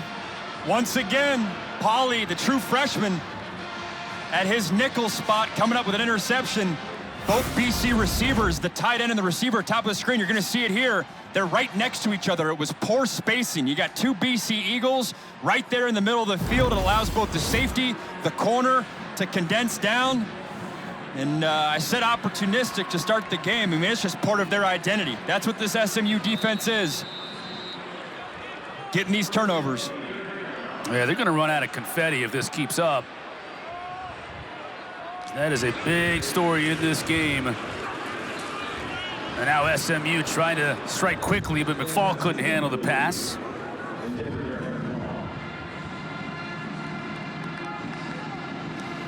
It was a tough day for both BC quarterbacks. Started off with Grayson James. He fumbled twice. Lonergan replaced him. That interception right there.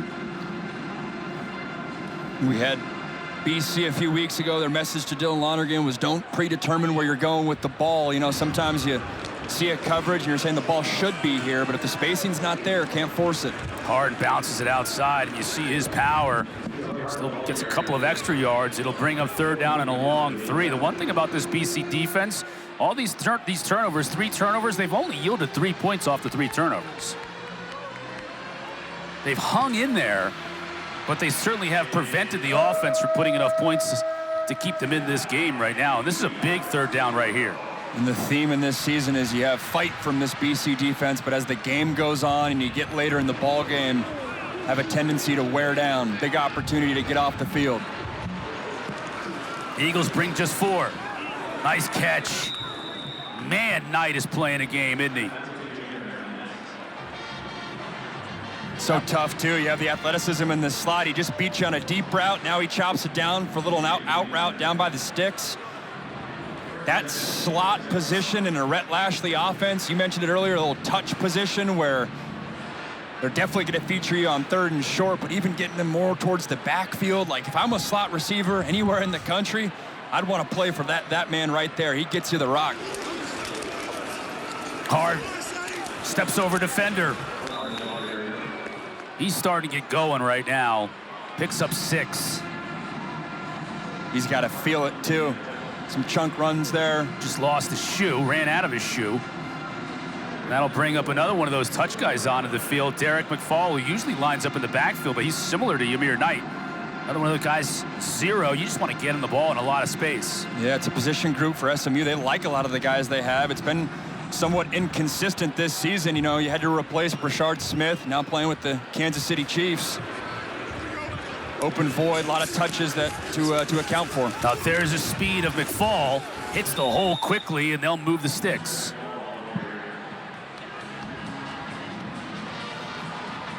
This was the identity, or this was an element of the SMU offense that was not present a week ago. I mean, versus Miami, going into overtime, only had -2 rushing yards. Had to think coming into this game, they definitely wanted to establish the run game. Working on that clock, too, inside of 6.5 in this 3rd quarter.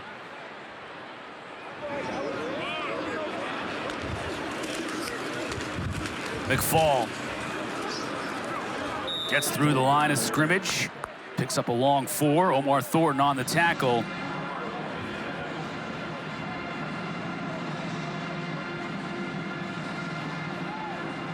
There's Harden back in, got the shoe back on. Kind of get the sense that SMU offensively trying to have a statement drive here. Working the clock, pounding the rock, wearing down this BC defense.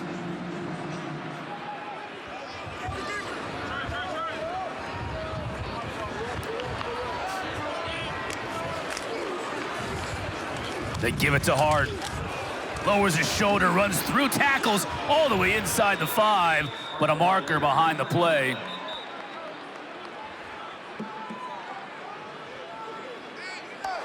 Holding, offense number 44. It's a 10-yard penalty, 2nd down. Stone Eby. That man right there is unhappy about the call. Eby is the H-back fullback. It's also the backup kicker.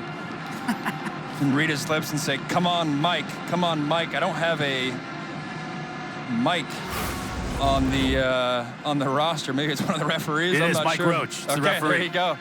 So Rhett's in his ear saying, "Come on, Mike." And still see him doing it. Yeah, it's always, and then the head linesman always gets the worst of it, doesn't he? He's right there next to the coach. He's like, I didn't even throw the flag.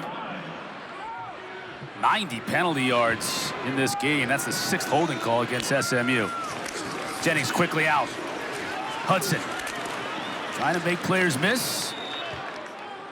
And a late flag behind the play. Now a little bit of pushing and shoving. Offensive lineman P.J. Williams got out to block on that screen, and a couple of Boston College players taking exception to it.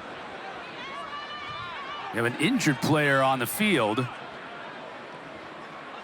Trying to get a number and see who that is. Looked like either 0 or 8. Steele at linebacker or Thornton at safety. A lot going on here. Yes. Officials are talking about the flag as we look at Thornton. Foul, legal blindside block. Offense number 59. 15-yard penalty, 2nd down. Yeah, so the call is going to go against Williams. And again, SMU will back up. And Rhett Lashlee is hot.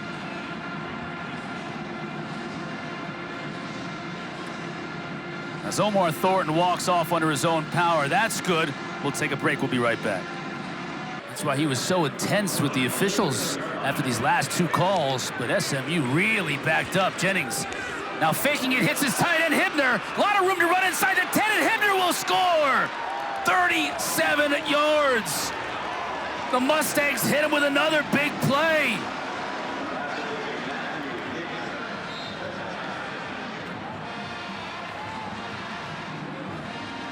We talked to Rhett Lashlee last night about this exact concept, trying to get one-on-one matchups with the linebacker. They're utilizing Hibner out of the backfield. You get a Mike linebacker who's sucking in with that run fake, and Owen McGowan, and you're right behind him. They had luck twice with that style of look a week ago versus Miami, where you fake the quarterback run game, get the linebackers to come up, and then a little pop pass over the top. Offense number 64, taunting. His first unsportsmanlike conduct foul of the game. That 59 penalty been forced on the kickoff. They'll enforce the penalty on the kickoff. Here you see Jennings having a word with his center, asking what's going on with that. Keltner for the PAT to really put the hurting on the Eagles here.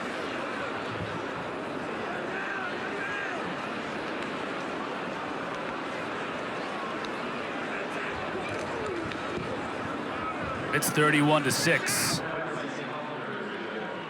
How did this all come about here, Max? Excellent play design by that man right there, Rhett Lashlee. He does a great job. I mean, receiver spacing's wide, so then you're putting this linebacker in a bind, and then tight end wise, you're acting like you're blocking, and then he'll shoot down the middle of the field. Two high safeties, a lot of green grass right down the middle of the field, and it's an easy design there. Like I said, they had luck with that style of design, not to the tight end, but they went to the running back last week versus Miami. It's carrying over today. If you're facing this SMU offense, got to be very wary of that look. It's our quarterback coach on the right, isn't it? Familiar name, familiar face. Derrick King. Seems like just yesterday he was playing in this league. Seriously. Quarterback coach for SMU. Played under Rhett Lashlee, I believe, when he was at Miami. One of the most dynamic quarterbacks in recent memory. And the work continues for that man right there. It has been a trying fall for Bill O'Brien.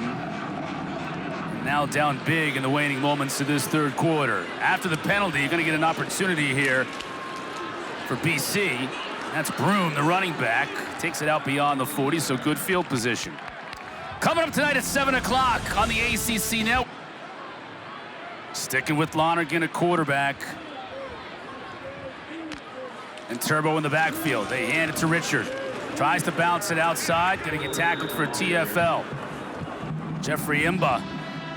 Man out of Gabon. Started his college career at Auburn. Transferred to Purdue. Now he's here at SMU. Actually came to the States as a basketball player. Played for prep school in Connecticut and then discovered football. I mean, from the hardwood to defensive tackle in the ACC. You're 6'6", 312. I could see how that might work out. Second down and 11 now for Lonergan. Empty backfield. Pressure off the edge, trying to get it downfield, and can't hook up with VJ Wilkins. And Imba again on the pressure. The third receiver for SMU's having a day, and Yamir Knight for Boston College. Their third receiver, Jaden Skeet, has been banged up most of the year. He's out today with his shoulder, giving guys like VJ Wilkins increased role. Just can't connect there on a little slot fade. And third and long for BC. When they've been in this situation, had success with Lonergan breaking the pocket. Obviously a tough scenario and advantageous for SMU's defensive line here. BC just 1 for 9, converting third downs today. Lonergan. Looked like his hand might have gotten hit as he released that one. Turbo on the catch, but there's Ahmad Moses again. It's a nice decision by Dylan Lonergan, knowing that you're down in this game, likely 4-down territory. Get yourself 6 or 7 yards to get to fourth and manageable. But a couple of these 4th and 3s throughout the game. Both times they have elected to pass. One time they went Jeremiah Franklin in the end zone, obviously not end zone here, and the other time they tried to get to Lewis Bond. SMU backs out of pressure. They bring just 3. Lonergan still flushed out of the pocket. Good catch. And it's going to be a first down. Bond with an outstanding grab. He had Jaden Milner-Jones all over, but he still made the catch, and they moved the chains. This is an excellent catch by Lewis Bond. Low and away, he's diving, secures it. Reason why he leads the ACC in receptions this season. 6 catches on the day. Make that 7. Falls forward beyond the 40. Take a look at that great catch 2 plays ago. Yeah, they're featuring 11. Lewis Bond, a little outbreaking route. I thought that he had VJ Wilkins coming across the center. This is the diving catch, though. Good job ball placement-wise, putting that away from the defender. Seeing the trust they have in Lewis Bond to come down with it. Lonergan again finds Bond over the middle, stays on his feet, falls forward. Great effort again for the first down. Bond is now 4 catches away from Zay Flowers all time. Yeah, receiving mark. Just like that, 3 catches back to back to back puts him in striking distance. Receiver that's been extremely productive for BC, multiple years. Opportunity to potentially leave the program, go for NIL dollars elsewhere, has stayed and is one of their leaders. Harris took a big hit.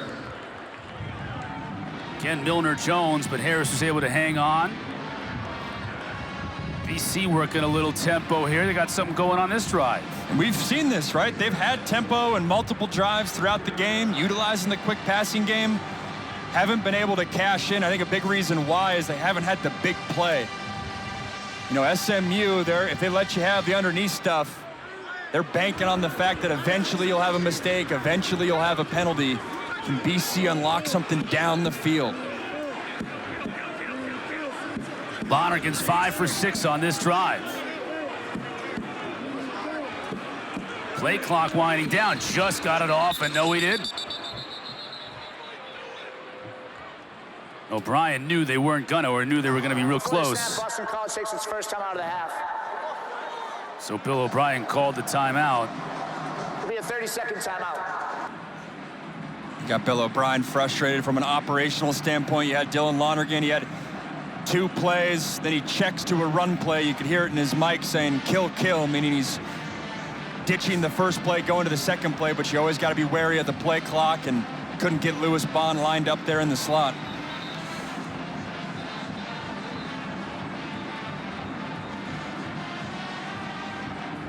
Both of these coaches are going to need a few Ricola after this game. I mean, they've been yelling. O'Brien's been wearing out that headset. Kicking the turf. I mean, it's a frustrating year for him. Our conversations with him this week, I really thought he was quite philosophical about it. Happy with the way the team was working every week, even at a 1-8, because when you're 1-8, you tell me the motivation in November to go out there and get your head kicked in every week when you've got that little to play for in terms of down the road, you know? You run out of messages to say. Lonergan throws that to empty space. No, I respected how fiery he was. I mean, it got some national headlines. He got a little chippy with a reporter midweek, but you're 1-8. You got to send a message to your locker room that we got to fight. We got to continue to stay in it. That's his personality. I think it's just tough because you're in this game and it's 31-6, but it doesn't feel like Boston College should be down that much. They've been competitive. They've been hanging in there. They've just they haven't come up with the play the times when they need to. Ball comes out. Tight end Franklin incomplete. Speedy Nettles on the hit that separated Franklin from the ball. If this is an area of the field, they get down here, red zone, near red zone, and all their drives are stalled out down here. That's the perfect example. You're third and 4. You call a little out route to one of your best players, leader on this team, Jeremiah Franklin. It's just a bang-bang play. Can't come down with it. It's a great play by Speedy Nettles at the corner spot, breaking on that out route, but got to come down with that. Bond in motion down to the bottom of your screen.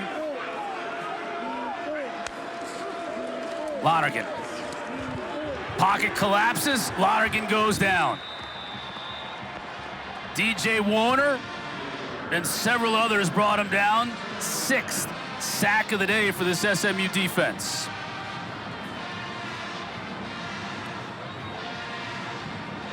It's been the theme of the day. SMU's defense showing up on 3rd down, making it tough for Dylan Lonergan. Both edge rushers there you're seeing celebrate. DJ Warner 5, Isaiah Smith 1. Pocket just collapsing.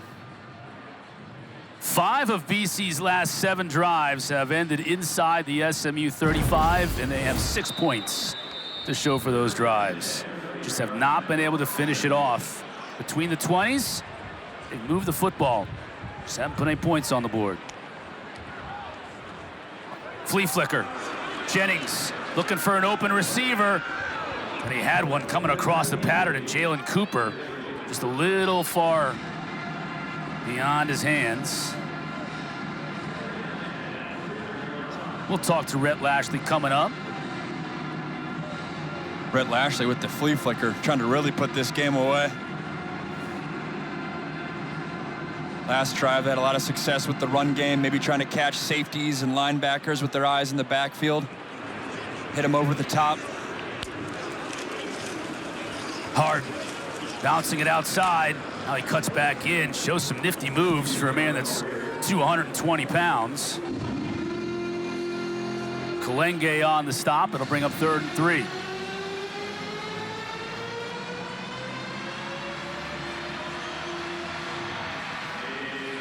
Coach is saying, am I good at the quarter? You got an interview with Kendra at the quarter, coach. That's what he was asking. Am I good to go find Kendra? Yes? Okay, good. And make sure that the play clock and the game clock were synced. They're just off a bit, but I think the officials are going to give him the nod. That's the end of the 3rd quarter.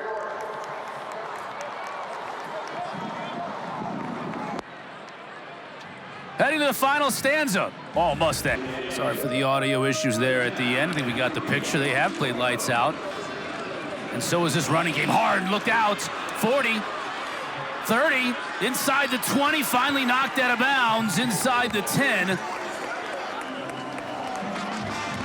And Max, you had a feeling with the way 27 was running at 6- and 7-yard clips that it was just a matter of time before he broke one, and he went 52 yards on that play. Yeah, wearing you down, wearing you down. He's their downhill bruising back, and you get to the 4th quarter, and this is where the run game can pop. I like the footwork, too, out of Harden. Patient through the hole.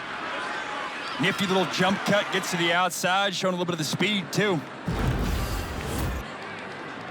He's gone well over 100 yards, 129 on 14 attempts. It's a good sign for SMU, too, especially after a week where they struggled to run the ball. Harden again. Good job of tackling on the edge by Q Hutchins. Harden only picked up a yard. The other thing with this SMU team, you talk about it's a good sign after having not run the ball very well last week, is they're without Shoddy Clayton Johnson, who went out in the first half. And then Chris Johnson was a game-time decision today, and he only played in 1 series.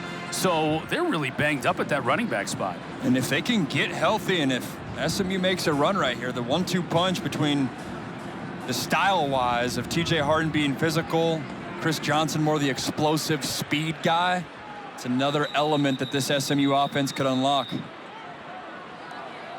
SMU takes its first timeout of the half. Mustangs 30-second timeout. having a difficult time getting lined up, so play clock inside of 5. Jennings calls for a timeout. What a past couple 10 days it's been for Rhett Lashlee. Get the contract extension, get the biggest win in program history this century at home. First top 10 win since the death penalty. Back in the thick of the ACC race. It was fun meeting with that staff last night. A lot of continuity on this staff, which you don't always see. I mean, a lot of times we're meeting with coordinators that it's 1st or 2nd year, then you're either good enough where you move on to the next job, get the promotion, or not good enough and you're getting fired. During Lashlee's time at SMU, only 1 full-time coach has left or moved on. Speaks to the continuity. Pitch out to McFall. He's got the speed to get to the corner, and he does.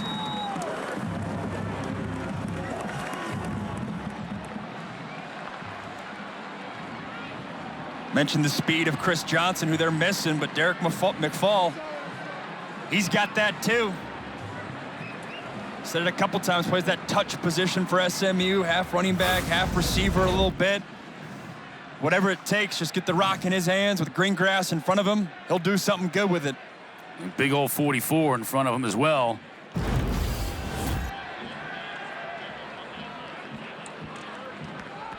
Keltner kicks the PAT. The Mustangs have scored a touchdown on all 3 second-half drives to break this one wide open. 38-6 our score, SMU. No issues here in Chestnut Hill.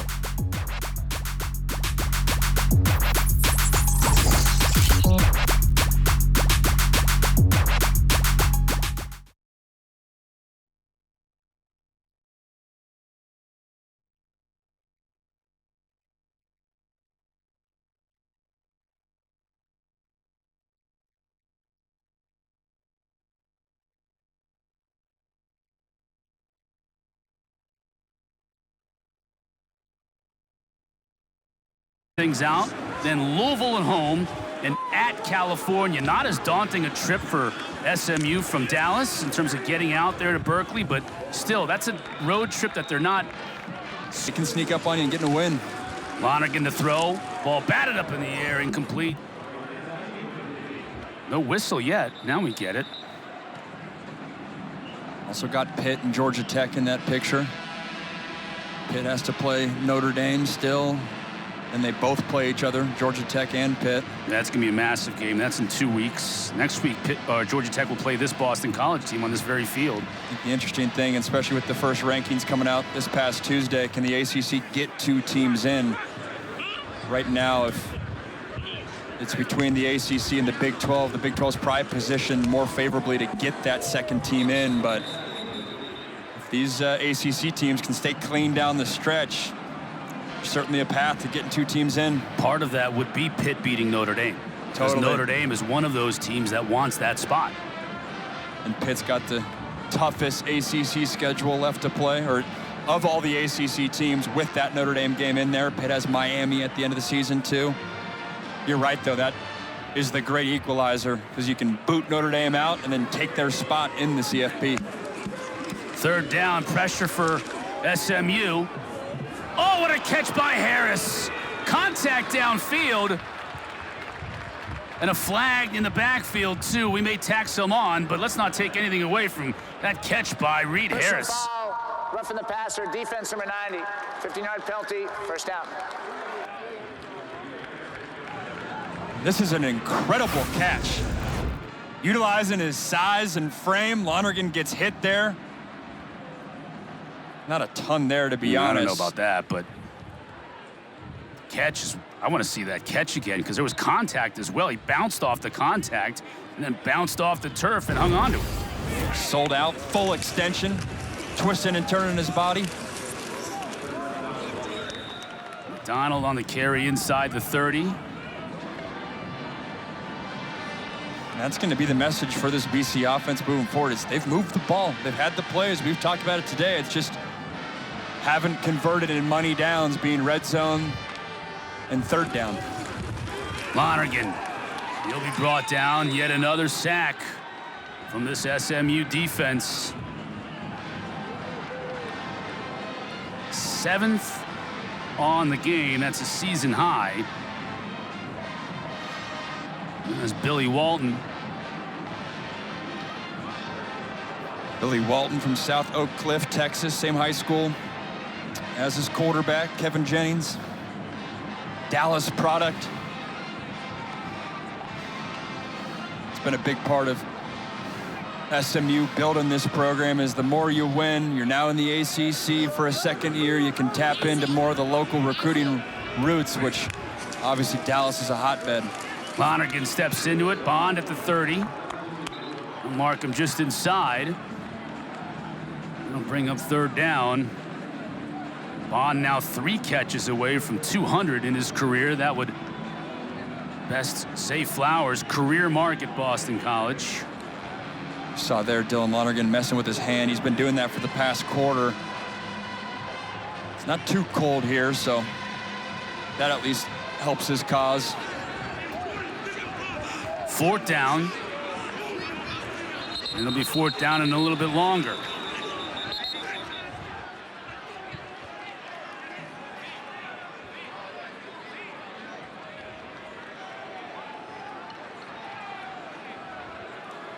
Delay of game, disconcerting signals on the defense, number 90. 5-yard penalty, 4th down. I stand corrected. Disconcerting signals. Jalen Shivers. And struggle. Still a lot of talent on both those squads.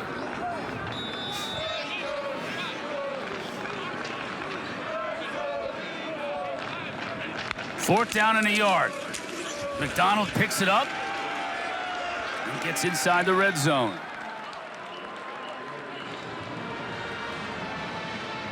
A lot of focus on Turbo Richard, but they love Jordan McDonald. We asked Bill O'Brien this week, who's doing some good things that might not be getting the credit or the stats might not be popping, and he highlighted Jordan McDonald. Both guys banged up a little bit. McDonald's got the ankle. That time of year in November, all sorts of injuries. Lonergan to throw. McDonald catches that one behind him. Falls forward for a few more. Javion Holiday on the stop. It's a nice second effort to come down with that catch. Ball's a little behind him, twisting and turning, breaking that tackle. He's got good dexterity for a big guy. He's 6'1", 211, so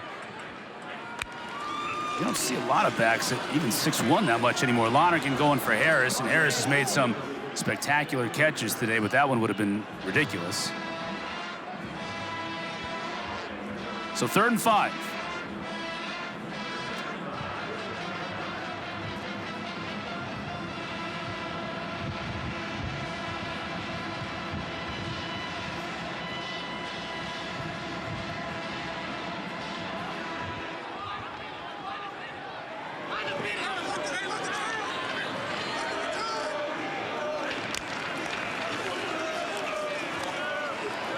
Trying to find Chudzinski, couldn't bring it in. His freshman tight end, Holiday again in coverage, and he'll bring up yet another 4th down.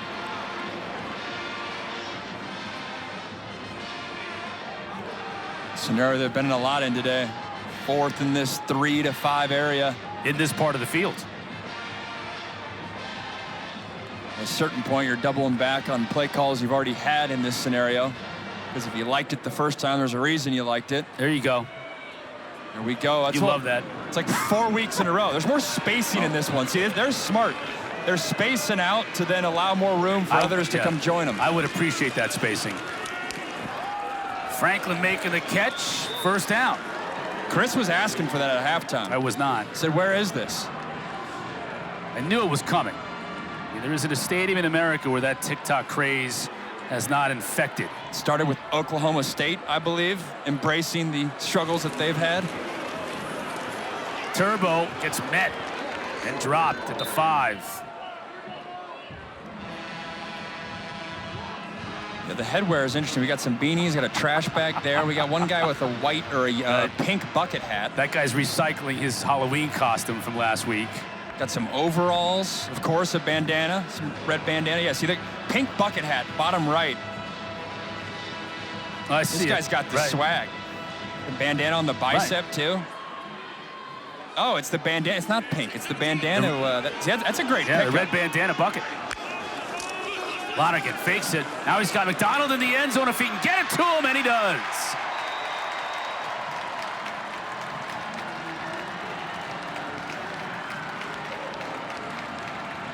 They're fired up. A little late touchdown. Nice touch by Dylan Lonergan, getting it over the SMU defender. Excellent drive altogether by Jordan McDonald. A couple catches, couple runs. 5 getting into the end zone.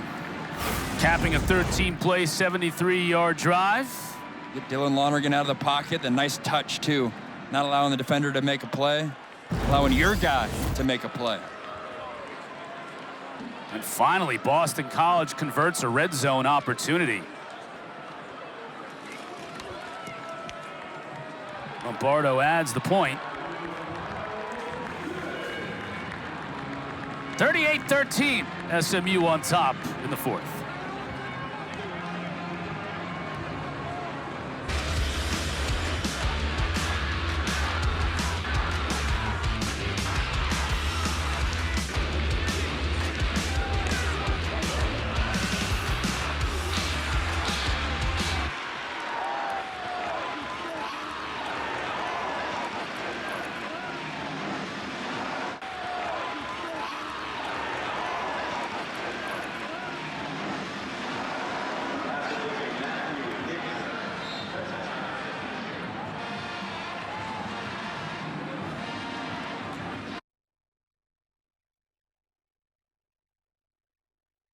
defense, Kevin Jennings, was an expert at work.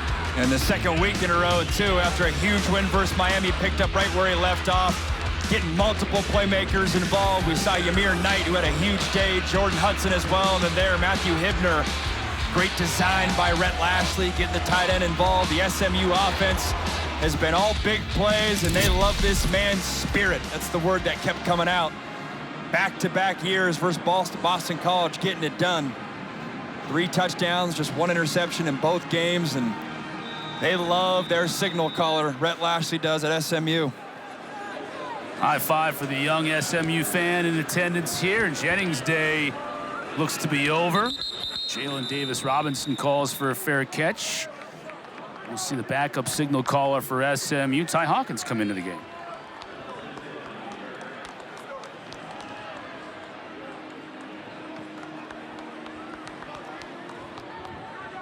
Back-to-back 300-yard passing games for Jennings for the first time in his career. So getting hot right when they need him to get hot. Yeah, I called Kevin Jennings his first start last year. He took over week 3 for Preston Stone and lights out a year ago. And I feel like the college football world only saw him in the college football playoff game where he didn't play his best. Came back this offseason with a chip on his shoulder, playing at a high level this year. Charlie Pfizer's getting the call at quarterback for SMU. Wonder if that has to do with the 4-game redshirt rule. You might need Hawkins in a game where it's closer, so don't want to burn the redshirt opportunity potentially. Good look at Pfizer. Still a lot of time left, 8 minutes, can operate the offense, get some pass attempts. Still got a lot of the playmakers in the offense. Hudson's still in there, Jordan Hudson. Romello Brinson is top receivers.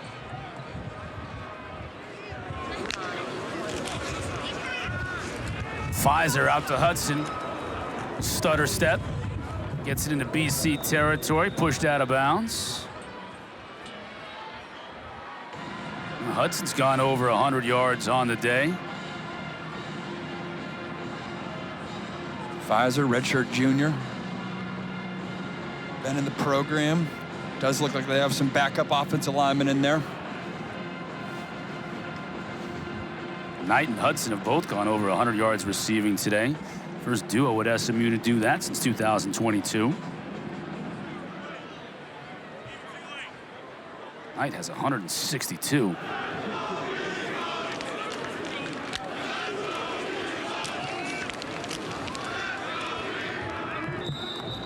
Harden, not a lot.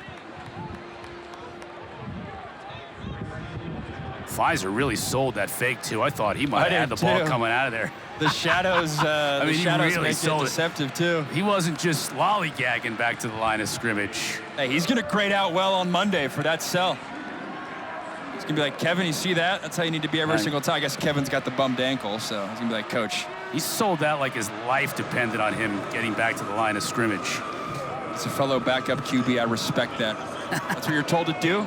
Execute at a high level. SMU's converted 4 straight third downs. Trying to do here with McFall, and he breaks free. He's going to score. No one's going to catch 0. 48 yards. The big play parade continues for the Mustangs. This is excellent patience by McFall, trusting that the hole's going to develop, continuing to push the ball outside, waiting for the perfect moment to put his left foot in the ground, cut up field. We're going to get an excellent look at it here. Look at him stretch this thing. Keep working towards the sideline, force this BC defense to stay in their lanes, and when they don't, you put your foot in the ground and punish them. That's an excellent job setting up your blocks, trusting your offensive line, and getting in for 6. Stone Eby, the backup kicker and tight end for the PAT, and he nails it. We talked about that last night. Yes. The new backup kicker. Coach Lashlee says he'll take his shoe off and kick with his socked foot if he has to, and he had to. 45-13 Mustangs.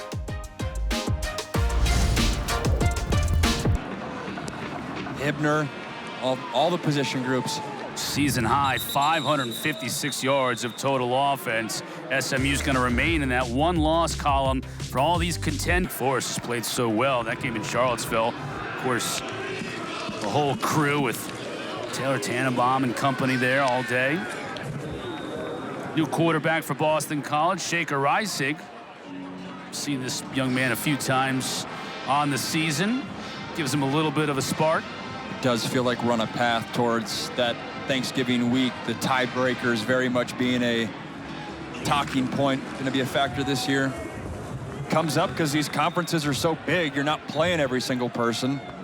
Here's the other thing, too. That Thanksgiving week, a lot of ACC teams play out-of-conference rivalries that weekend. You got Georgia and Georgia Tech. You got Louisville and Kentucky. Really, it might be that Pitt-Miami game that weekend that we're all kind of waiting to see what happens with that one, to see how it all shakes out. And those have CFP implications. Again, not just ACC implications. Georgia and Georgia Tech, that could be certainly for rankings, but again, if an ACC team's going to get a second team, and you need Georgia Tech to win that one. Another sack for SMU.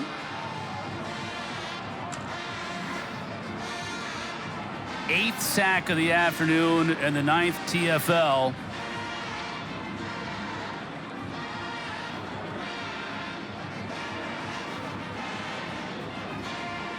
As the clock continues to wind down.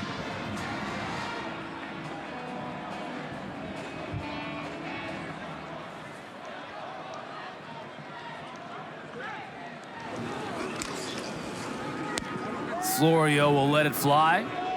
Sort of a side end-over-end kick. Nobody back to receive it for SMU, so it'll roll, and it'll be a nice stat stuffer for Seamus Florio out of the 10. 68 yards, 0 return.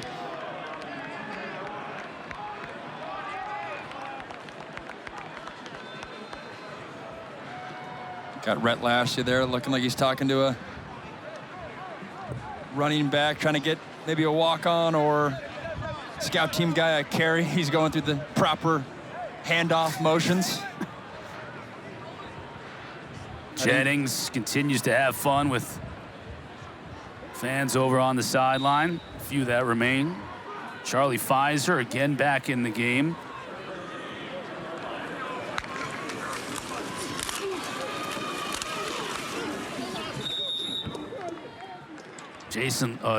Jackson Lavender, rather, on the carry. Normally plays a receiver, hence why Rhett Lashlee was saying, hey, this is how you take a handoff. Love that. This is the best part of this situation in games. Guys that battle on scout team week after week, year after year, get an opportunity to get in the stat sheet.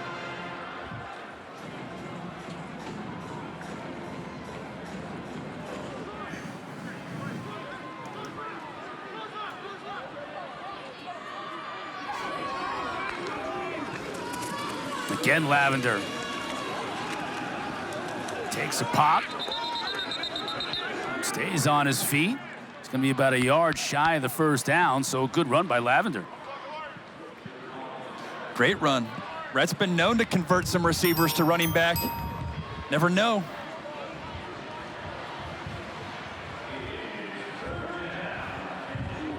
You mentioned that Wake Forest game. Virginia's had some close calls. They've been getting out of there with wins and keeping that record alive, but that's one that you can't fall asleep on. Jake Dickert's defense playing real well. It's a high, potent Virginia offense. Pfizer's going to carry it himself. Picks up the first down. Well, the red bandana game didn't go the way Boston College fans had hoped, but certainly the memory of Wells Crowther alive and well in this stadium today. It's great to see his mom, Allison, here and see the fans still keeping up with that memory and understanding the importance of it.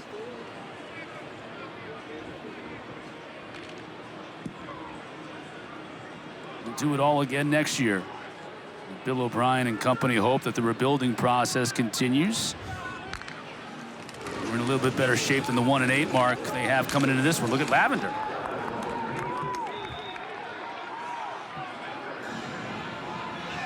Boston College finishes with Georgia Tech here next week on the ACC network. They'll kick at 3:30, and then they'll wrap things up on the road at the Dome up in Syracuse on the 29th. Yeah, it feels like it's two teams that have, on different tracks a little bit with the new era of college football with NIL and transfer portal and all that. For SMU, we're around programs every single week. They're very much a proactive portal in terms of, hey, this is good for us. This is an opportunity for us to get to the top of the conference quickly. Obviously, only their second year in the conference. Boston College playing a little bit more catch-up in that department relative to the other schools in the ACC. Lavender doesn't quite pick up the first down. It'll be 3rd down and a yard. When we come back from the 2-minute timeout, all SMU here in Chestnut Hill.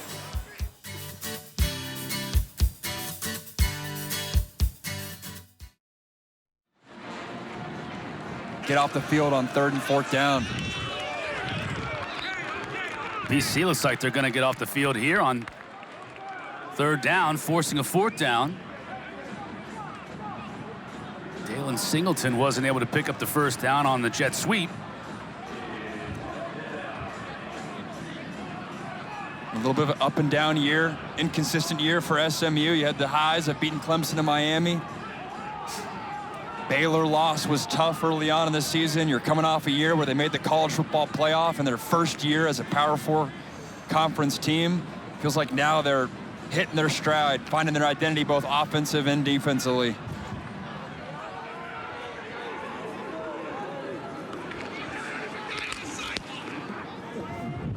McSparron's punt will hit the turf and take an SMU bounce. Continue to roll before finally being touched at the 23. 1 minute and 1 second left to go. For Boston College, much of the same. Unfortunately, it's been a theme this season. Interested to see what they do moving forward at quarterback. It's been kind of back and forth the past few weeks. We praised their fight and the fact that their roster hasn't given up, but that becomes a challenge now with today's day and age in college football, transfer portal looming, guys thinking about their future. Bill O'Brien will have a tough task in the weeks ahead. Oh, Reisig lost his helmet. No flag on the play, so Reisig is going to have to sit for a play. Yeah, Blake Burris came in there with the club. Defensive tackle for SMU.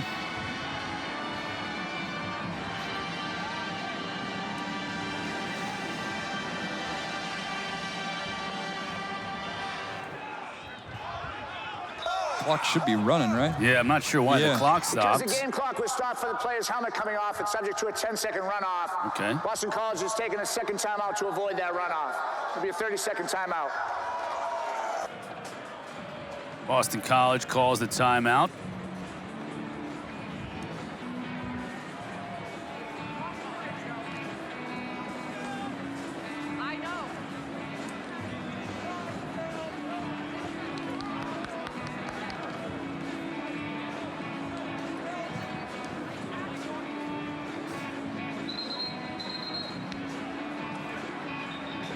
Jennings continues He's to still chatting it up chop with the it up. fans. Yeah. It's that kind of personality. See right there his personality. They love his spirit is the word that kept coming up. Always positive, always optimistic. Joking around there. They'll have a welcome week off to heal some bumps and bruises, and then it's getting to work for Louisville coming up next. Reisig downfield. It's his tight end. That's Ty Lockwood making the catch. First down temporarily stops the clock. Transfer from Bama. Nice catch going across the middle. High point in that football, coming down with it.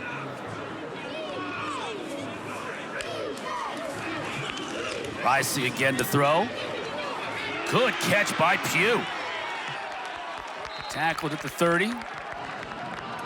It's an excellent play by Pugh. That was double coverage. He undercuts that from the corner. Goes up and gets the thing. I thought that could have been an interception or was waiting to be an interception. Making those catches will give your quarterback trust to throw it up to you the next time. Reisig Does just that. Looking for Pugh in the end zone, who almost made the catch, but he was out of bounds.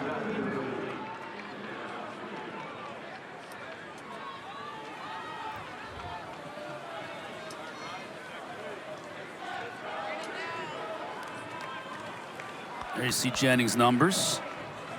An outstanding performance. Keeping this SMU team alive in their hopes to return to Charlotte for the ACC championship game.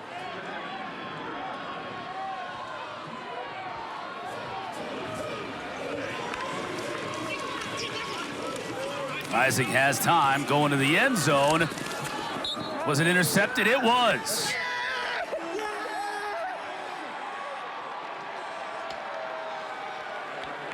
Sael Reyes on the interception, and that will seal it. Season high 4 turnovers caused by an SMU team who came into this game leading the country in that category. Club takeaways had bottomless takeaways. Open all day. VIP service. Nice job by Reyes getting his feet in bounds too.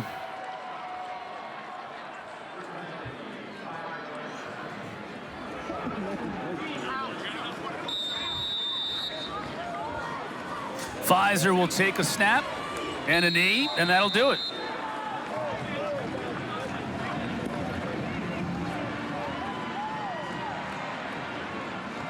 Commanding win by Rhett Lashlee.